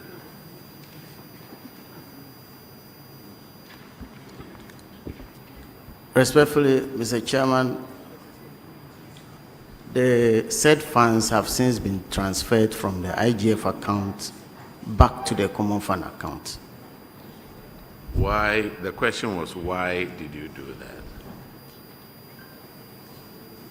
that? Mr. Chairman, the briefing I had was that at the time, the common fund allowed for a percentage to be used for administrative expenses. Is that what you know or what people suggested to you? Mr. Chairman, I know that for a fact. That you use common fund to pay for ex-gratia? Administration expenses, 20%. Administration expenses? Yes, please, Mr. Chairman. So, go ahead. So, that amount of 6,000 was captured as part of the administrative expenses. But, however, the auditors, upon drawing attention of management to the anomaly, the funds was quickly transferred from the IGF account even before the completion of the audit. You see, sir, have you read what the auditor said? Mr. Chairman, what the auditors captured was exactly what you paraphrased. It's exactly what you said. What who said? An amount of 6,000 was used from the common fund to pay for ex gratia allowances. Yes. Yes. But what you are telling me is you use for administrative expenses. The Chairman, respectfully, allowances are captured as part of administrative expenses. Respectfully. We are talking about ex gratia. The chairman, ex gratia is captured To in- as assembly allowance. members. Yes, please. Honor. You are supposed to use the IGF to pay for the ex gratia of the assembly members. Isn't that what you are supposed to do? The chairman, you see, the ex gratia payment has always been a matter. Because anytime the ministry issues directives, they ask that pay ex gratia.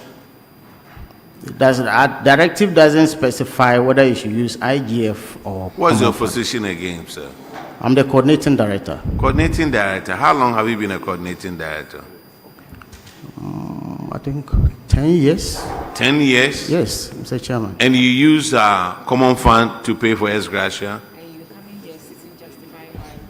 Mr. Chairman, I'm saying that the directive when they come is that you should pay ex gratia allowances. And I'm saying that the common fund guidelines allowed for 20% to be used for administrative expenses. Is ex gratia part of administrative expenses?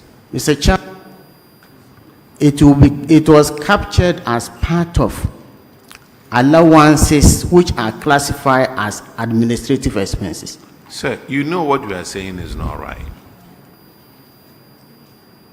I could debate you all day and all night. And you cannot beat what I'm telling you. Sir, the whole country is watching you. There are other coordinating directors over here. You use IGF.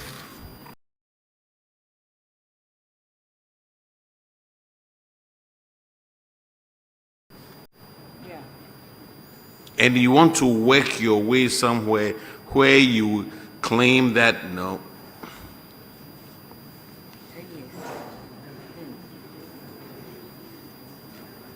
Coordinating directors, do you use common fund to pay ex gratia?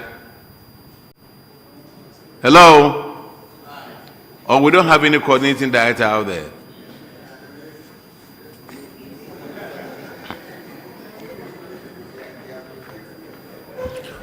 It says we recommended to management of the Suhum municipal. Also, we recommended and management of the Suhum municipal agreed to refund the amount from the IGF account to the DACF account and apply the DACF for the purpose for which it was allocated. If you use common fund to pay IGF, why did you tell the auditors that you refund it?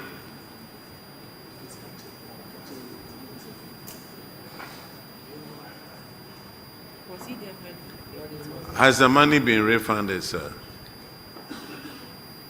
Yes, Honorable Chair, the amount has been refunded back into the common fund. Now, can you educate this coordinating director on the use of funds, what we use to pay ex gratia, please? Honorable For Chair, assembly members. I mean, we indicated that per the guidelines, and we quoted 3.6 of the 2023 guidelines that was not meant for payment of IGF for the ex gratia. And even in paragraph 307, they indicated that they borrowed the amount from the common fund to support what they had from the IGF. They had already, the total amount was 56,000. They are taking 50,000 out of the IGF, and they needed 6,000 to top up. And so they borrowed that amount from the common fund to support what they had from the IGF to pay for the ex gratia. And so from the onset, they knew that it is not something that you can take from the common fund to pay that particular amount. And what they did was not right. And we pointed out to them clearly, and they accepted it, and subsequently they transferred the amount after the report. Thank you. So coordinating director, you admitted to the auditors that this amount was borrowed. And you knew at the time of the audit that you weren't supposed to have taken that amount of money. That one, they came to your assembly. Now you come and sit on national television with Facebook and all kinds of social media. Then you come and tell a different story. You come and tell a different story.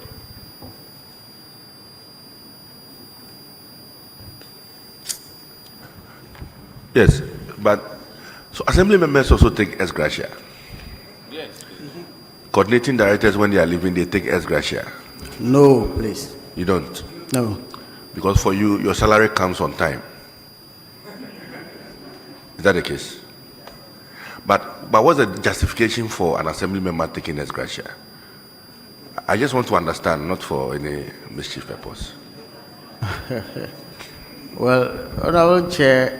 Or they are not, those days they were not paid, so, I mean, something small to go home. Is that the case? Respectfully, that was the situation. Okay. But Mr. Chairman, I wish to take this opportunity to make it known to you that I was not the coordinating director in that office at the time. But I indicated that the briefing that I had, because your question was why. Did you read the report before coming? Did you read the audit report before coming? Yes, please. And did you really appreciate the fact that during the audit, your assembly indicated that it was wrong to have taken money from the common fund for ex gratia purposes? Did you appreciate that? Yes, please. Yes. I do. And so there's no need for you to tell us that you weren't there. Okay. I mean, governance is a continuum. I mean, you cannot come and sit here and say because I wasn't there, and so the wrong should not be leveled at me. I mean, when you leave the assembly tomorrow, the next person who comes will come and sit here to speak to the wrongs that have happened at your assembly. We are not going to chase you. You understand? So please, don't justify it. Nobody is saying you have done wrong. We are only looking at the books and trying to correct those wrongs, so that the next time, any coordinating director or MC that is here will not go and dip his hands into common fund to pay for ex gratia for assembly members. So please, don't be too hard on yourself. Take it easy. Yeah? Thank you very much, Mr. Chairman. With respect, Chairman, coordinating director, from which district were you posted to Suhum? Gomoa Central. And you know Gomoa Central appeared before this committee? Yes, I know. And would they also have been appropriate for them to have told them the same thing, or we should have sent you to Gomoa Central? Do you remember Gomoa Central with 1,001 infractions? Yes. They were cited in every infraction that the auditor picked up. And you were the coordinating director. Yes, I was a coordinating director. I now understand why you are justifying the 6,000 that was paid. Mr. Chairman, no, I'm not justifying coordinating director, take your time. You see, what do you mean by you are not justifying it? When you said part of the common fund could be used for administrative expenses and that the 6,000 could be classified as an administrative expense, you were trying to justify it. Oh, Gomoa Central. Coordinating director.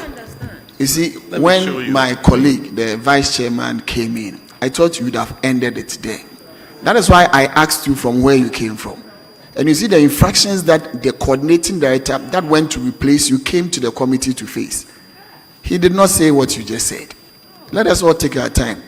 You meet something, try and deal with it. Some of these justifications doesn't help. It is only to help all of us to correct some of these infractions. Do you understand? Because once you told us here that the ex gratia for the assembly members was captured in whatever, and therefore it serves as an administrative expense, there was therefore no basis for you to have refunded that money. Do you understand? But it was refunded because that is not the usage of that money. So some of these backpassing and the rest, yes, we would admit. And we don't address the matters to you as an individual. We address it to the institution and to the office that you hold, not to you as a person. But did you watch the session when the coordinating director for Gomoa Central was answering sat in the very chair that you are sitting in? Did you watch it online? No, Mr. Chairman. I think you need to go back and have a look at that. when you go to Parliament TV, you will see it. I mean, or go to YouTube, you will see it. 13 good infractions. 13 good infractions that you left behind. You never said, I mean, you know, do we go back to, you want us to go back to Goma Central? You understand? So please, I mean, when you came, if the guy had left 3 million Ghana cedis as special funds for the coordinating director to spend, you have spent it on you won't come and sit here and say that. So please.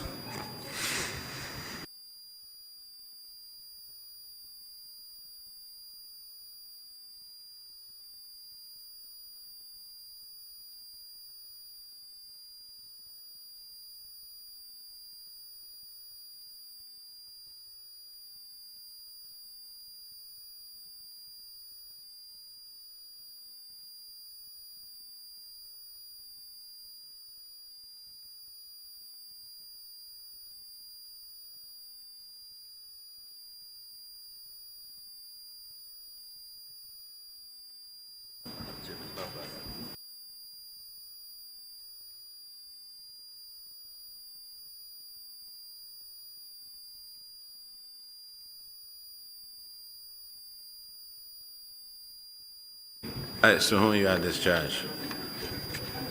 We are most Thank you. grateful. Thank you. Now, let's call new job in North. Who's it?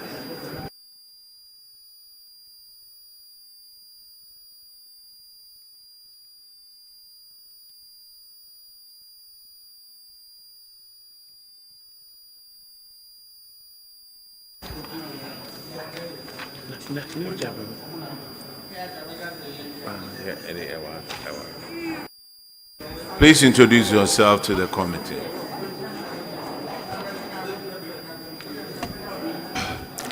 Thank you, Honorable Chairman. I'm Samuel Adongo, MC for New Jabinov. It's you.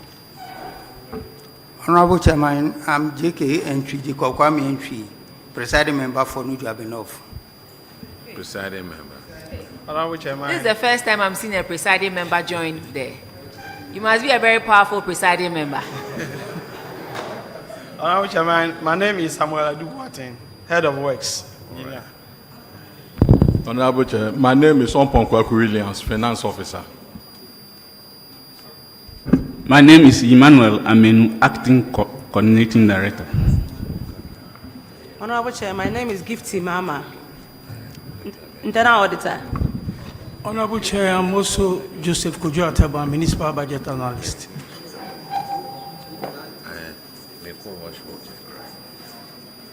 Your infraction is on paragraph 274. Honorable NX Nim will handle that one. Thank you, Chair. New Jabin North. This infraction has to do with uncollected revenue. So the auditors reviewed that you failed to collect revenue amounting to 34,200 from 2 telecom companies. Can you tell us where we are? Honorable Chair, it has been done. Auditors, can you confirm if this has been done? Yes, Honorable Chair, the entire amount, 34,200, has been recovered. Okay, thank you, auditors. New Jabin, I just want to find out, what did you mean by twice billing these telcos? What happened? I think a bill was sent to them first, and they wrote to us that they want us to clarify the number of months at our municipality. So we counted them and sent them a bill with a reminder. So they came and even paid about 126,000 cedis. So the telcos were asking you to confirm the number of masts in your... Yeah. But they themselves, don't they know the number they have placed in New Jabin North? At times, they used to Hey, I see. seek clarification from us. Because formerly, it was somebody who was doing it for them. So when I took over, I said we can write to them. So we tasked the statistics people to go around and count them. So we resend them a bill, a reminder for them to pay. So this error was in respect of the mast permit? Yeah, or? must be per MTN and Telecel. Okay. Yeah, I think that's all. MC, I hope you are doing well. Yes, sir. Honorable Chair. Who is your MP? Who is your MP, a member of parliament? Honorable Waseyeje. I hope you have very good relations with him. We are brothers. You are brothers. No wonder he was saying that we have to call you, Please continue to have that working relations with him. I'm grateful, Honorable Chair. All right. New Jabin North, you are discharged. We are grateful, Honorable Chair. Esojaman District. Who's it? One country.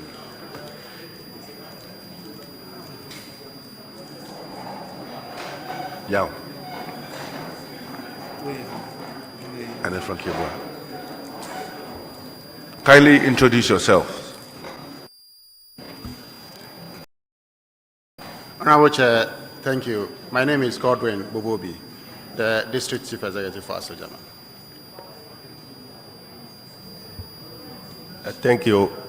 My name is Honorable David Damagro, the presiding member.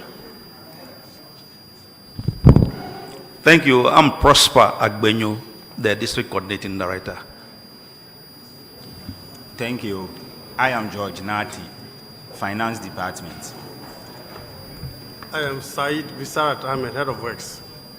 All right, please be mindful of the microphones. Kindly put it off when Honorable Frankie Yeboah will take you.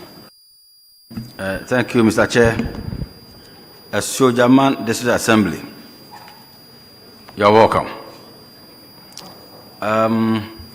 We have 3 projects that have been delayed.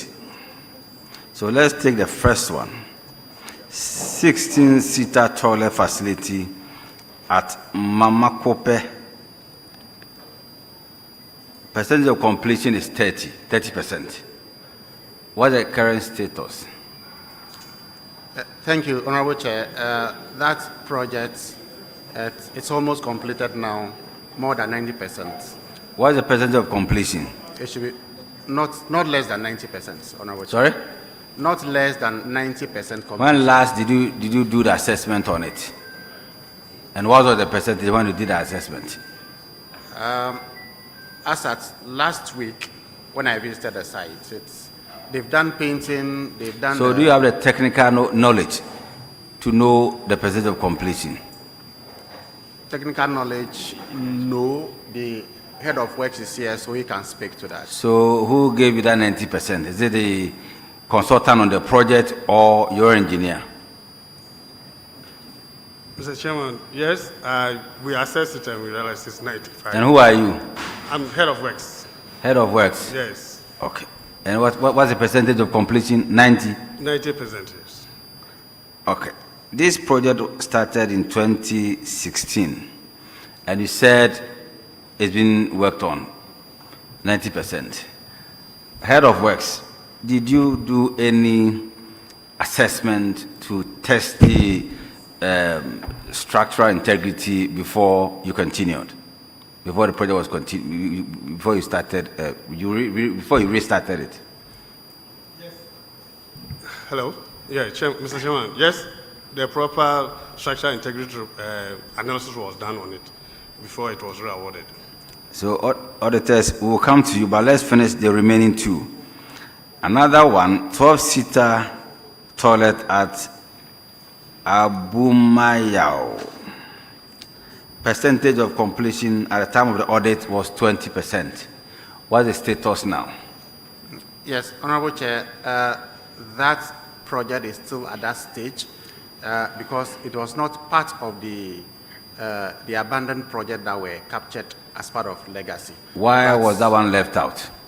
Because of inadequacy of funds, and there are a number of abandoned projects, and we could... So what procedure did you use in selecting the ones you wanted to select? Yes, so we were looking at the one you mentioned, I think 10% or 20%. The Mama Kofe were around 35%, so we thought it wise to quickly look at it. But there were a number of other abandoned projects Okay, that that's we have to fine. do. So use the one that was nearing completion. Exactly. So you should have Honorable said that. The last one, 3-unit classroom, a classroom block at Totibu, and at the time of the audit, percentage of completion was 10%. So obviously it won't be included. Yes, Honorable Chair, that project was also included. Was included? Yes, So why do you include the 10% completion and left the 20%? Yes, because that school, Totibo, they do not have a GHS block, but then they produce one of the best BEC results in the district. So we decided to prioritize the So classroom it block. means that you use other methods, not only the percentage of completion. Exactly, Honorable Chair, and particularly so when that project was started by my MP at the time he was DC, and it was abandoned in So is it the case that you come from Totibu? Totibo? Is it the case that that's where you come from? No, what I mean is that my MP, Honorable Thomas Ampimnyako, he initiated our project at the time he was the DC. So you prioritize that because Most definitely. that is where the MP is coming from. Most definitely. No, he's not from there, but he initiated our project. Okay, that's fine. So auditors, can you confirm the 90% completion of the first one, construction of 16-seater toilet at Mama Kope?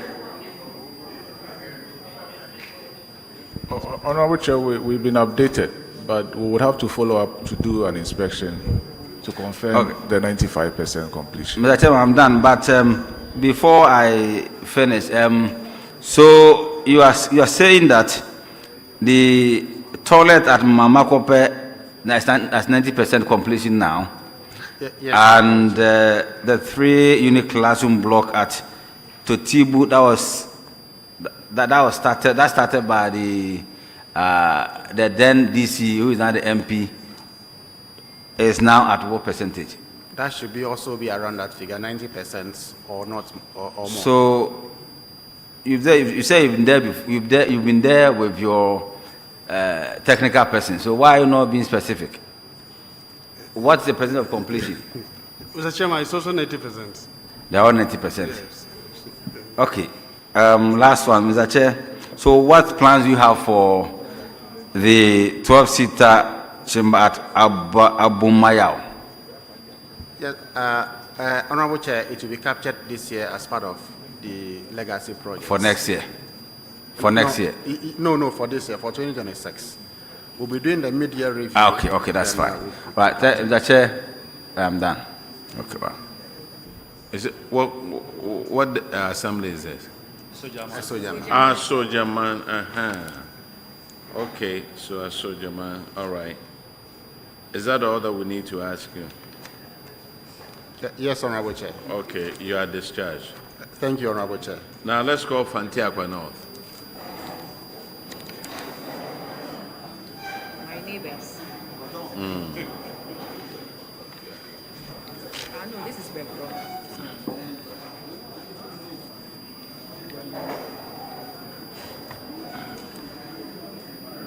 Frank, why are you here? Bye.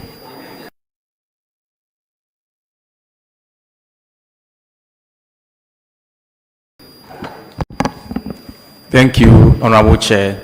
Please, my name is Osmanu Abubakar, DC Fantiakwa North. I'm Edutechi Boatin, Head of Works. Please, I'm Daniel Tete, District Coordinating Director. I'm Sam Jacob, this is Internal Auditor. All right, Honorable Kinney will have Fantiakwa North. Paragraph 291. Thank you, Chair. Fantiakwa North. Your infraction has to do with abandoned projects. You expended a total amount of 702,407.82 Ghana cedis on 9 projects you co-funded with SIF. Fortunately, these projects were at various stages of completion, but were abandoned. You attributed the anomaly to a lack of funding and that you were not aware of disbursement made by SIF. You were recommended to liaise with them and to complete the said projects. What is your status on these projects? Thank you, Honorable Chair. We are excited to state that we have used the 20% allocation from the 2025 DACF guidelines to complete all such projects. Thank you. Have they been commissioned? Thank you, Honorable Chair. 2 of them have been commissioned. That is the completion of 1 number cassava processing factory at Intersud number 1. And then 1 number maternity home at Ahumahumasu. They have been commissioned. The rest, plans are far afoot in commissioning them to put them to good use.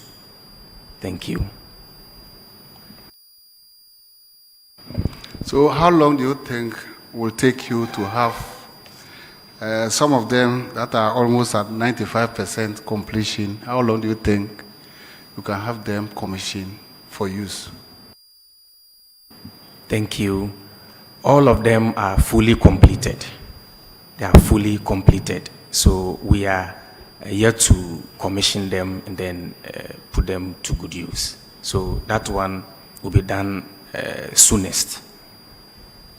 So when exactly? Can you give us any time frame?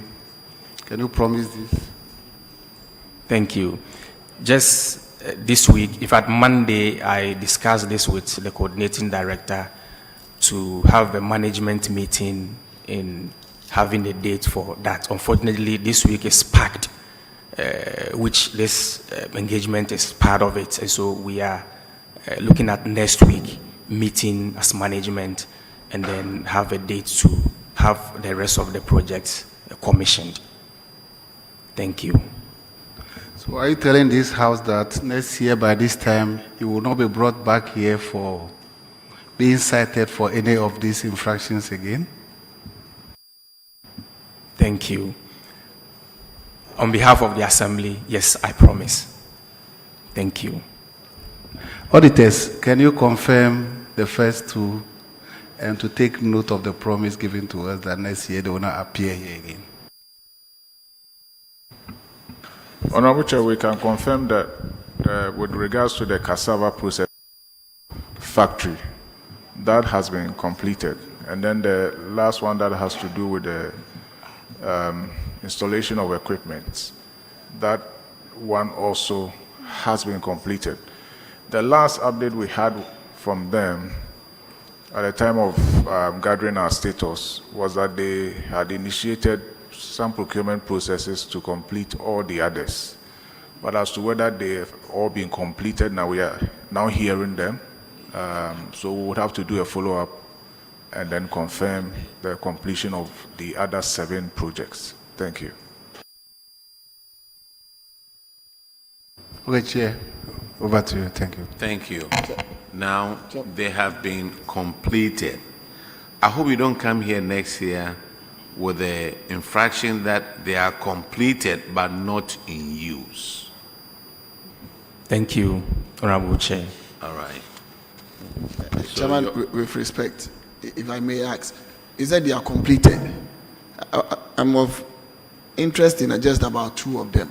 You have one which is a 6-unit classroom block, and you have a kindergarten completed. Are kids in the school?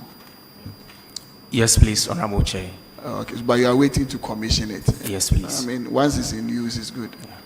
You just go and pass by with your brass band, and you are good to go. I mean, Thank you, Honorable Chair. All right, you are discharged. Most grateful, Honorable Chair. Let's call Yiro Krobo.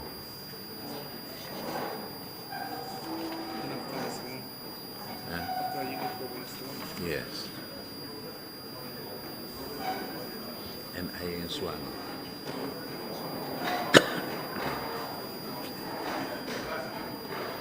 Please introduce yourself to the community committee, please. Yeah. Humbly, Honorable Chair, I'm Francis Akumate Ado, MC for Yilo Krobo. Thank you. Honorable Chair, respectfully, I'm Abdul Hussein A. Rashid, Municipal Coordinator Director, Yilo Krobo Municipal Assemblies. I'm Bernard Benson Opon, Head of Works. Honorable Chair, I'm Albert Fifi Amache, Head of Finance. Your infraction is in paragraph 279. Honorable Akwesi Kunedu will handle that. Chairman, thank you. Yilo Krobo, you paid your revenue collectors, 4 of them. They collected 12,000 Ghana cedis, but you paid them 173,000. Are they also mechanized revenue collectors? Honorable Chair, respectfully, they're all mechanized staff of the Assembly, mechanized staff. Are they still with the Assembly? As I speak, 2 of them are on retirement. The 3rd one cited in the auditor's report has just put in a request to go on voluntary retirement because of challenges associated with his health. So how are you managing with the revenue collection now once all of them are gone? Even when they are there, they could not collect. And once they are also gone, it means that even the 12,000 you aren't going to be able to collect. So how are you managing with revenue collection now? Honorable Chair, what we have decided to do as an assembly is that we have decided to expand and periodically review the work of the revenue collectors currently in the field. We meet quarterly, and then based on the target that we have set with them to find out how they are performing. So their performance is being properly scrutinized, and they know we are interested in what they do. So it's like periodically, every quarter we meet with them and we begin to look at where we need to improve. So this is what we've been doing with them.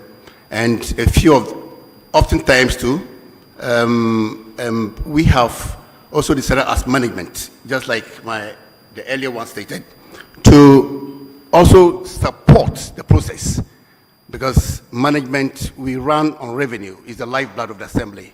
So we intermittently support with revenue collection. So we're able to plug the loopholes, and things are better now. So do you intend adding more revenue collectors? Or you use your support for those that are already there to be able to make up the shortfalls? One of the options that we have decided to use, legal speaking, is we are looking at the hard to collect revenue items. Some of them are very difficult to, if you know the terrain of Yilo Krobo municipality. We have sought permission from the assembly to the FNA, went through the process, and we have, through the entity committee, we requested for quotations for interested consultants, and they have indeed bid for those consultancy services. So we evaluated their bids, and we have started to pick on mobile solutions. Specifically, they are to do property rates. And this is the revenue item that we think is difficult for us to collect, looking at the records. I've been in the saddle for about almost 7-8 months now. So that's what we're doing. We're hoping that with the experience and pedigree that they have, if you look at the records that Mobile Solutions has, I'm sure the financial fortunes of the assembly would witness a quantum leap. It will improve greatly. My last question, to justify the measures you put in, what was the target for Q4 of 2025? Respectfully, Honorable Chair, I would wish to seek permission of this House to let my finance officer help me with the figures, if indeed that's permissible by this August committee. Yeah, Honorable Chair, if it's permissible, I can give you the total revenue budgeted for 2025 and what was collected. We budgeted for 1.9 million and we collected 1.7 million, which was a 90.8% collection rate. Thank you, Honorable Chair. Therefore, the explanation from coordinating director cannot be valid. if you budgeted for 1.9 and you are able to do 1.7, and property rate is a component that is hard to collect, we are looking at 200,000. Are we to say that the 200,000 would relate to property rate? So, Honorable Chair, if you look at our financials, for about 4 years, we've been having problems with property rate collection. So the budget session actually mitigates the setting of the target. So last year, 2025, was the highest ever we collected in property rate, which was over 200,000, which hadn't happened before. So we have the potential, we know the property rate that we can collect in the municipality is in the millions. But like we said, our permanent revenue collectors are currently about 4. We have 12 commission collectors. So when Mobile Solutions come in, we believe that they can deploy more people in helping collect the uncollectible property rates that we have in our municipality. Thank you, Honorable Chair. Let me ask, was the property rate a component of the 1.9 million target?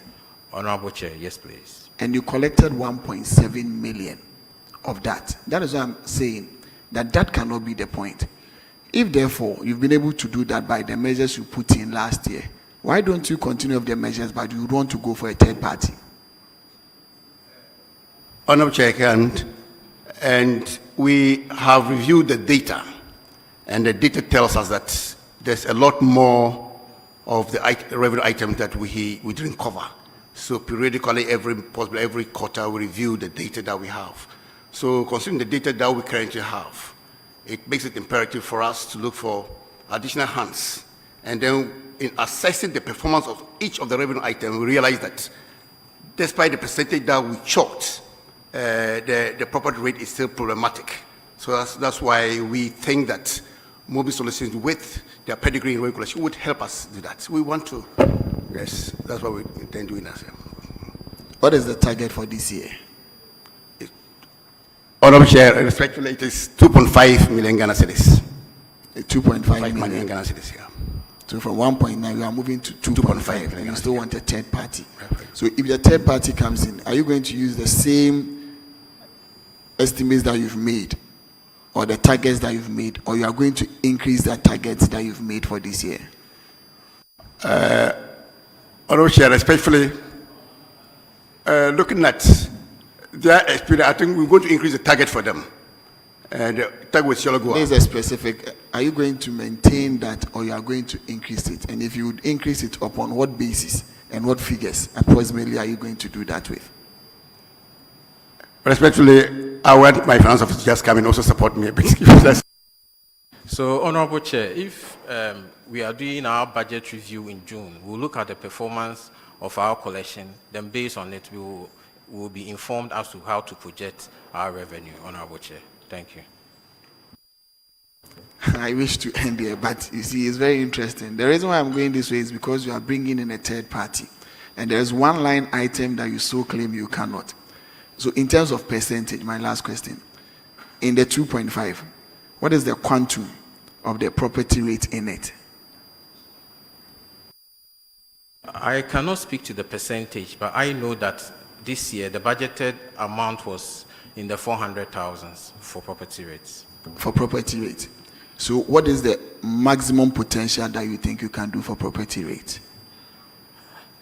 Yellow Krobo has data on properties, and per our estimation with the data that we have, like I said earlier, it can be in the millions if proper measures are put down and we have enough hands. So we are hoping that with the outsourcing, we'll be able to break the genes of our inability to be collecting the property rates. Mr. Chair, you need a lot of hands when it comes to property rate collections. That's why I was bringing in the fact that we don't have much numbers.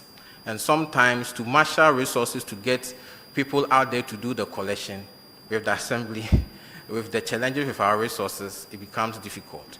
So when a third party comes in with its expertise and resources, we believe that we can attain a target. And I know that we've put in a clause, a performance clause for the Mobi Solutions, if they are not able to meet our expectations, I believe management and the General Assembly will then make a decision. Thank you, Mr. Chair. You're welcome, but you must be definite with your numbers. Once you are bringing a third party, it cannot be the same valuation for yourself, for that person. So it should not be There should be certainty as to the numbers and what your projections would be, and they must be realistic. Thank you, Chairman. Thank you very much. Well noted, Honorable Chair. That third party that you are bringing in, how much is that going to cost you? Honorable Chair, luckily we already have a data that GIZ helped us gather data that we have. So the cost of data is out. We already have the data, so they are going to work with our data. So you look at the agreement that we have with them, the cost of data, if they are going to do the data gathering, it goes with a huge cost. But in our case, the issue of data gathering is out, and it makes it a bit friendly. So that's, yeah. Now, the third party that is coming in is going around to collect the money for you, not so? Yeah. Are they going to collect it for free, or it will be at a cost? Respectfully, initially we're looking at 30% collection. They have to bear the cost of paying. Now you are talking. Honorable Chair, the standard figure, most documents or most agreements normally use is 30%. But in our case, we negotiated with them and we said, despite the fact that I don't have to bear the costs of paying those revenue collectors in default, we would. So we finally arrived at 28%. That's what we have agreed with them. 28% of all monies collected, Honorable Chair. 50. 28%. Honorable Chair. 28%. 28% as commission. And they will go ahead and pay the collectors. Yes, they bear the cost of the commission collectors. And they are not going to bear the cost of collecting the data, so that's what should compensate them adequately. Yes. Wow. So budgeting 1.5 and collecting 1 point this, you are paying 30% to a third party. Auditors, you may want to look into that and advise.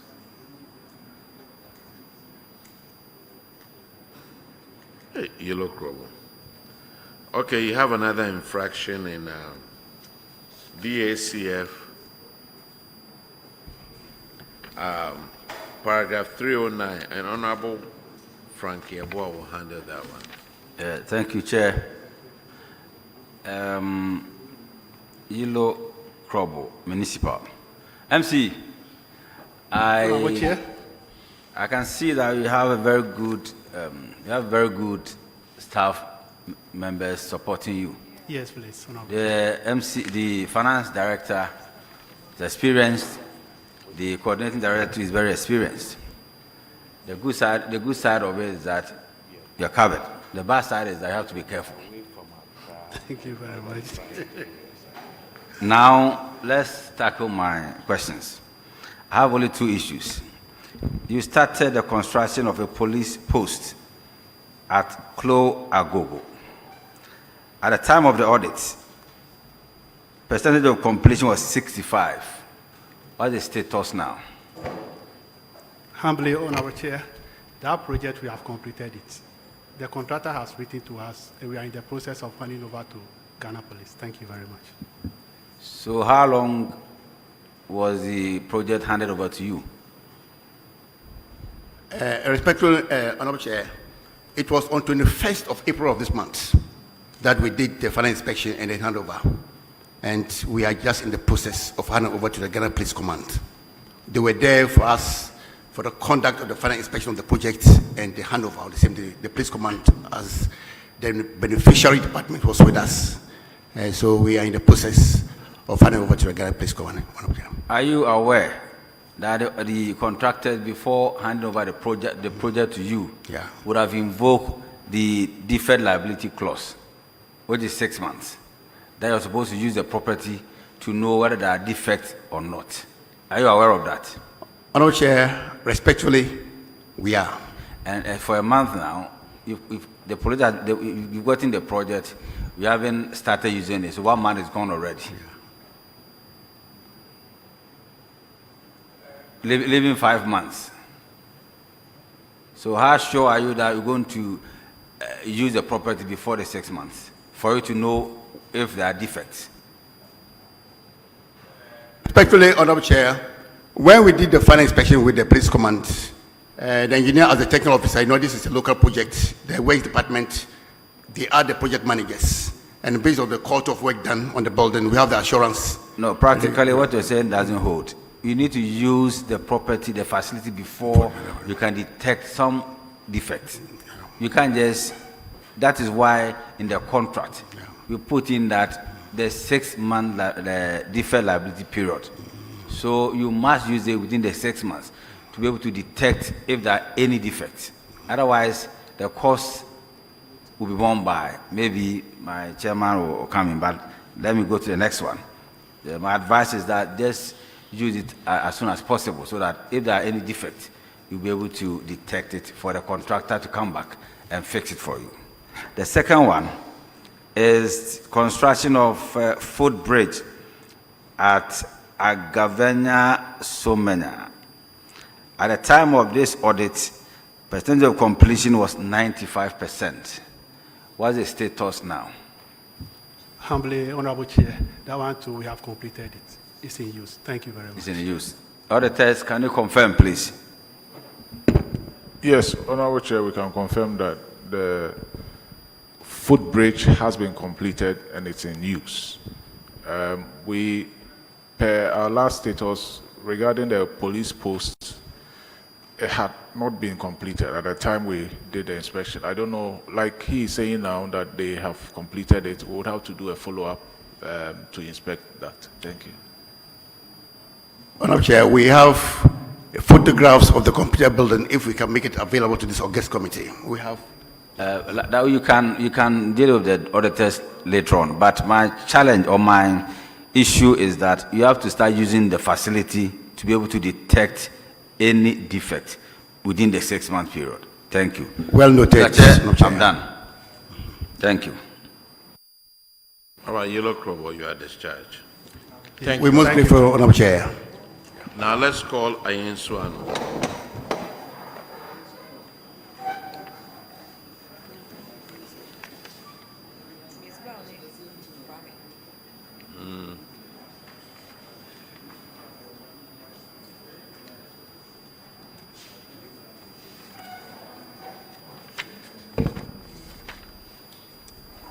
Introduce yourself to the committee.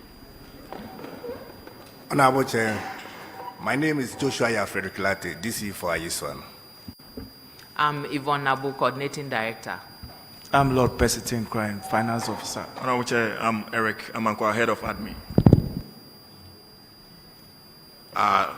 To start off with, your infraction is on paragraph 279, and Honorable Akwesi Kunedu will handle that one. Thank you, Chairman.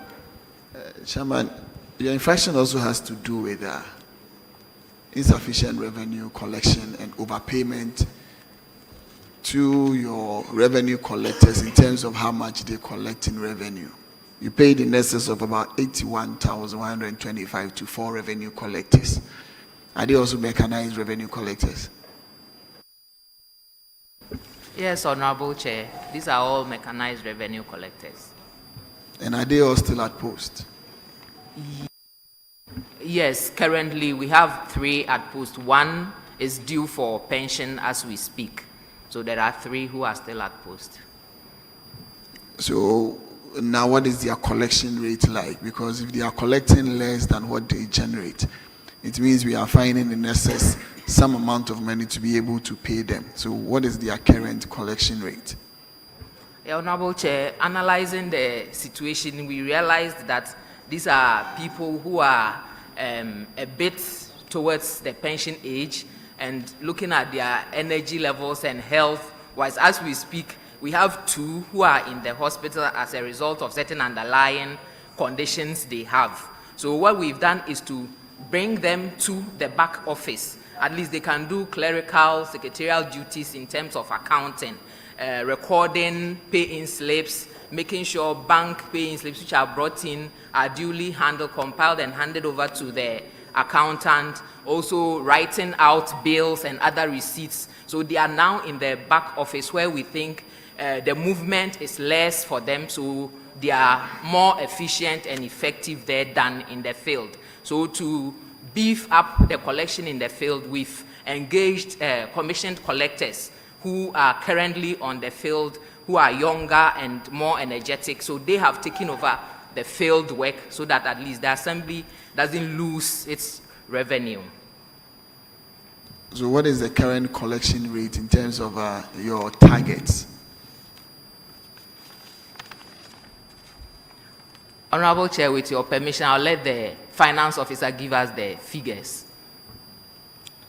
Honorable Chair, thank you very much. I think revenue collection has improved since we engaged the commission collectors. That of 2024 revenue target and actuals, I think we achieved 93.41%, and 2025 we have achieved about 221%, and it is due to their efficient effort in mobilizing revenue. You've achieved over and above your estimates. Fantastic. You're saying fantastic.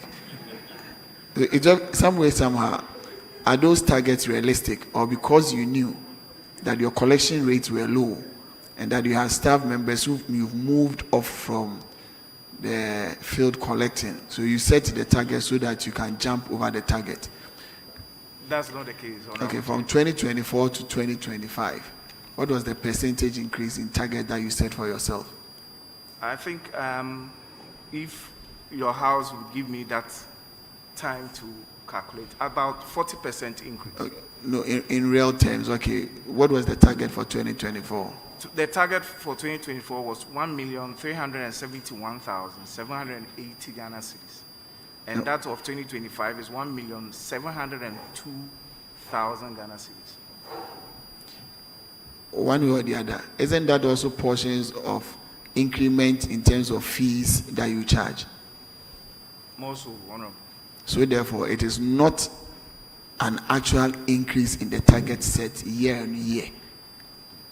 You understand what I mean? Yes. Because once you've increased the fees, for instance, you are charging 50 for, say, a kiosk, and the fee moves to, say, 60, and you are still going to the same place to go, there is a 10% increment on that, but it is not necessarily in terms of the revenue lines and actual mobilization in excess of what you did last year.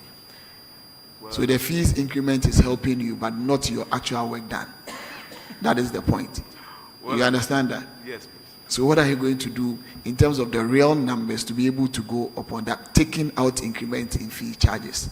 Well, currently, as my coordinating director said, we are still going to engage these commission collectors to be able to do and set more achievable targets for them too. So why don't you set for those who are in rather than putting on more? Or is it that for those that you have, the target you set for them has reached a saturated point that you need more hands? That is it, Honorable.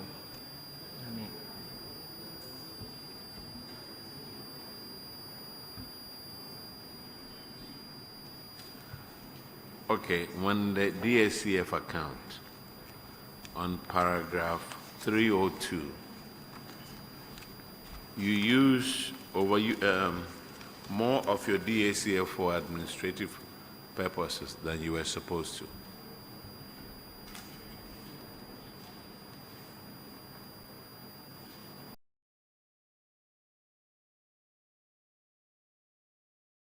Have you paid this money back? Yes, Honorable Chair, we haven't fully paid the money yet, but we are saving towards that, and we've started gathering money so that at least we can refund to bridge the gap. And to add on to that, we realized that this happened as a result of the low revenue generation in terms of IGF. So management sat down. Upon analysis, we realized we need to really beef up our local revenue generation. Looking at the Ayensuano district is basically agrarian, and we have a lot of scattered and sparse communities, which are sometimes difficult to assess and all that. But analyzing our situation, we realize that along the highway, that's the Kumasi-Accra stretch, we rather have our strength in terms of development control. Because when you come towards the highway, Kumasi-Accra highway, we have a lot of building projects, estate developers coming in. So we decided that looking at the rest of the district, if we rather concentrate on development control, that will help us rake in much more revenue than the other communities which are in the other hinterlands of the district. So currently, we are constituting a special revenue task force for development control. We want to revamp our works unit in terms of development control, strengthen them so that they can go out, and then also we are putting in measures to ensure enforcement, because we realize when the development control officers go out, people just take them for granted. So this time we've organized at least some police, 1 or 2 police officers to accompany them, recalcitrant ones who are refusing to come for their permits, and even for the preparation of their documents towards acquisition of building permits. We facilitate with the EPA, with fire and others to help them at least get the required documentation so that they can come and make payments with the assembly in order for us to generate revenue. How much of the DACF have you refunded? I think 40, Yes, Honorable Chair, I think plans are far advanced we have an initial payment of 40,000, which we intend to deposit back into the DACF account to defray, at least start defraying that cost. That wasn't my question. We haven't yet paid any yet. You haven't? Yes. Exactly. Yes. Why not? Honorable Chair, just as I recounted, the revenue generation in the district is so low as we speak. So that's why we thought that the current management thinks that instead of always having the gaps, let's rather beef up our internally generated funds and revenue mobilization locally, so that at least this would even prevent such expenditure in future. So if we are able to generate enough IGF to cater for such costs, I don't think we would have to resort to the DACF to have such anomalies. Let me make it easy for you. Yeah. You owe 275,000. Yes, Chair. Refund 20% of this amount this year into the DACF. Well noted. And you will do that every year till you pay off this 274,000. Well noted, Chair. With respect, Chairman, the answer coordinating director gives, to me, gives out finance director. You blame your inability to pay back the money that you borrowed on your inability to generate more revenue. But when we were asked about the generation and how it has improved, finance director said it's improved very well and gave percentages over 90%. And in all of these, you do a budget that will factor in the generations that you made. So if you've generated about 95% of what you budgeted for, you should be in a position to pay this back, rather than saying that your inability to generate more is causing you not to be able to refund the amount of money. Yes, Honorable Chair, that has been well noted, but I think if the Honorable Member will bear me out, you attributed that to the increment in fees and others, but it's not necessarily that we are covering the items we are supposed to cover to help us increase our revenue in, actually. So we are working on rather expanding our net to cover as many revenue generating sources as possible, so that our improvements will not just be based on the fact that some fees and fines have been increased, but in reality, we would have expanded our net. So you see, my analysis of what I said, that you cannot bask in glory that we've increased our collections as against our target on the basis of a strength of work done, yes, but only because you are still targeting the same area, increasing the fees. So you should be a bit open, go more, rather than be where you are and increasing it in there. So, Director, Finance, you see, you actually did not increase your target. You only increase in terms of percentages upon the same amounts that you collect. So try and open up. Cast your net wide. Very well noted, Chair. All right, your next infraction is on paragraph 323. And Honorable Ms. Bao will handle that one. Thank you, Honorable Chair. Ayen Swano. This infraction is on failure to replace sanitation improvement package equipment. Per the service level agreement with Zoom Lion, they were supposed to provide skip tracks and that of refuse containers to the district, and also repair or replace damaged trucks and then damaged containers. But per the audit ending December 2024, there was one damaged truck which Zoom Lion did not repair or replace. Please, what's the situation as at now? Thank you, Honorable Chair. Before we resume office, we realized the skip track is not functioning, as well as the refuse container too was having a problem. And as I was speaking to you, it has been replaced and repaired. So it has been given to us back to, and it's working on the ground. Auditors, kindly confirm this to the committee. Honorable Chair, the situation has been fixed now. Thank you. Do you owe Zoom Lion? No, sir. You don't? You don't. Now, which contract are you working with? You are working with Zoom Lion, right? Yes, sir. And you have a contract with Zoom Lion? Yes, Honorable Chair. We are working with Zoom Lion. When did you sign that contract? Quite recently. You have it. Honorable Chair, I believe that contract was signed beginning 2024. 2024? Yes, please. Do you have a copy of it? No, please. Now, you've signed a contract, you don't have Not a copy. here. Eh? Not here. Honorable You Chair. have it in your office, right? Yes, please. Make sure everybody sitting over here gets a copy to read. Yes, please. Well noted. If not, you'll be here next year. And we'll meet you up north. Yes, are you there? Yes. Chairman. Yes. Please, I have a question. Yes, sir. Public interest question. Yes or no? You are very famous for an irregular activity, sand winning. What measures have you put in place to control this activity? And how much of these fees, if you are charging, contributes to your IGF? Thank you, Honorable Chair. Concerning the sand winning activities in Ayeswano, when we resume office, we realized it's not helping at all. And before then, there was a ban on it, and it's pending. Thank you. Any fees collected? There's a ban. There's a ban. However, the activity is going on. That is it. The ban took place in somewhere January 2025, and it's still pending. It's still pending? Yes. But the activity is still going on? Those doing it are doing it illegally.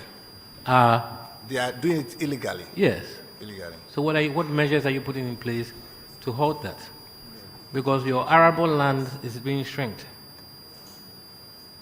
Land for development is being shrinked. Management and there's has distortion in the environment.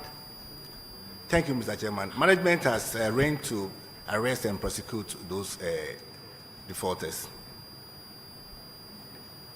Thank you. Masa, that one is easier said than done. Sand winning, galamsey, they are all in the same pocket. You are going to arrest them. Who's going to stand there and arrest them? You know what time they do the winning? My farm. They come there about midnight, and they come with weapons and with the excavators and trucks. By 2, 3 o'clock, they've devastated the land. They are gone. Who's going to stand there at night? I won't say anything about policemen. You are discharged. Thank you very Now, much. let's call in Sawom Adwejire.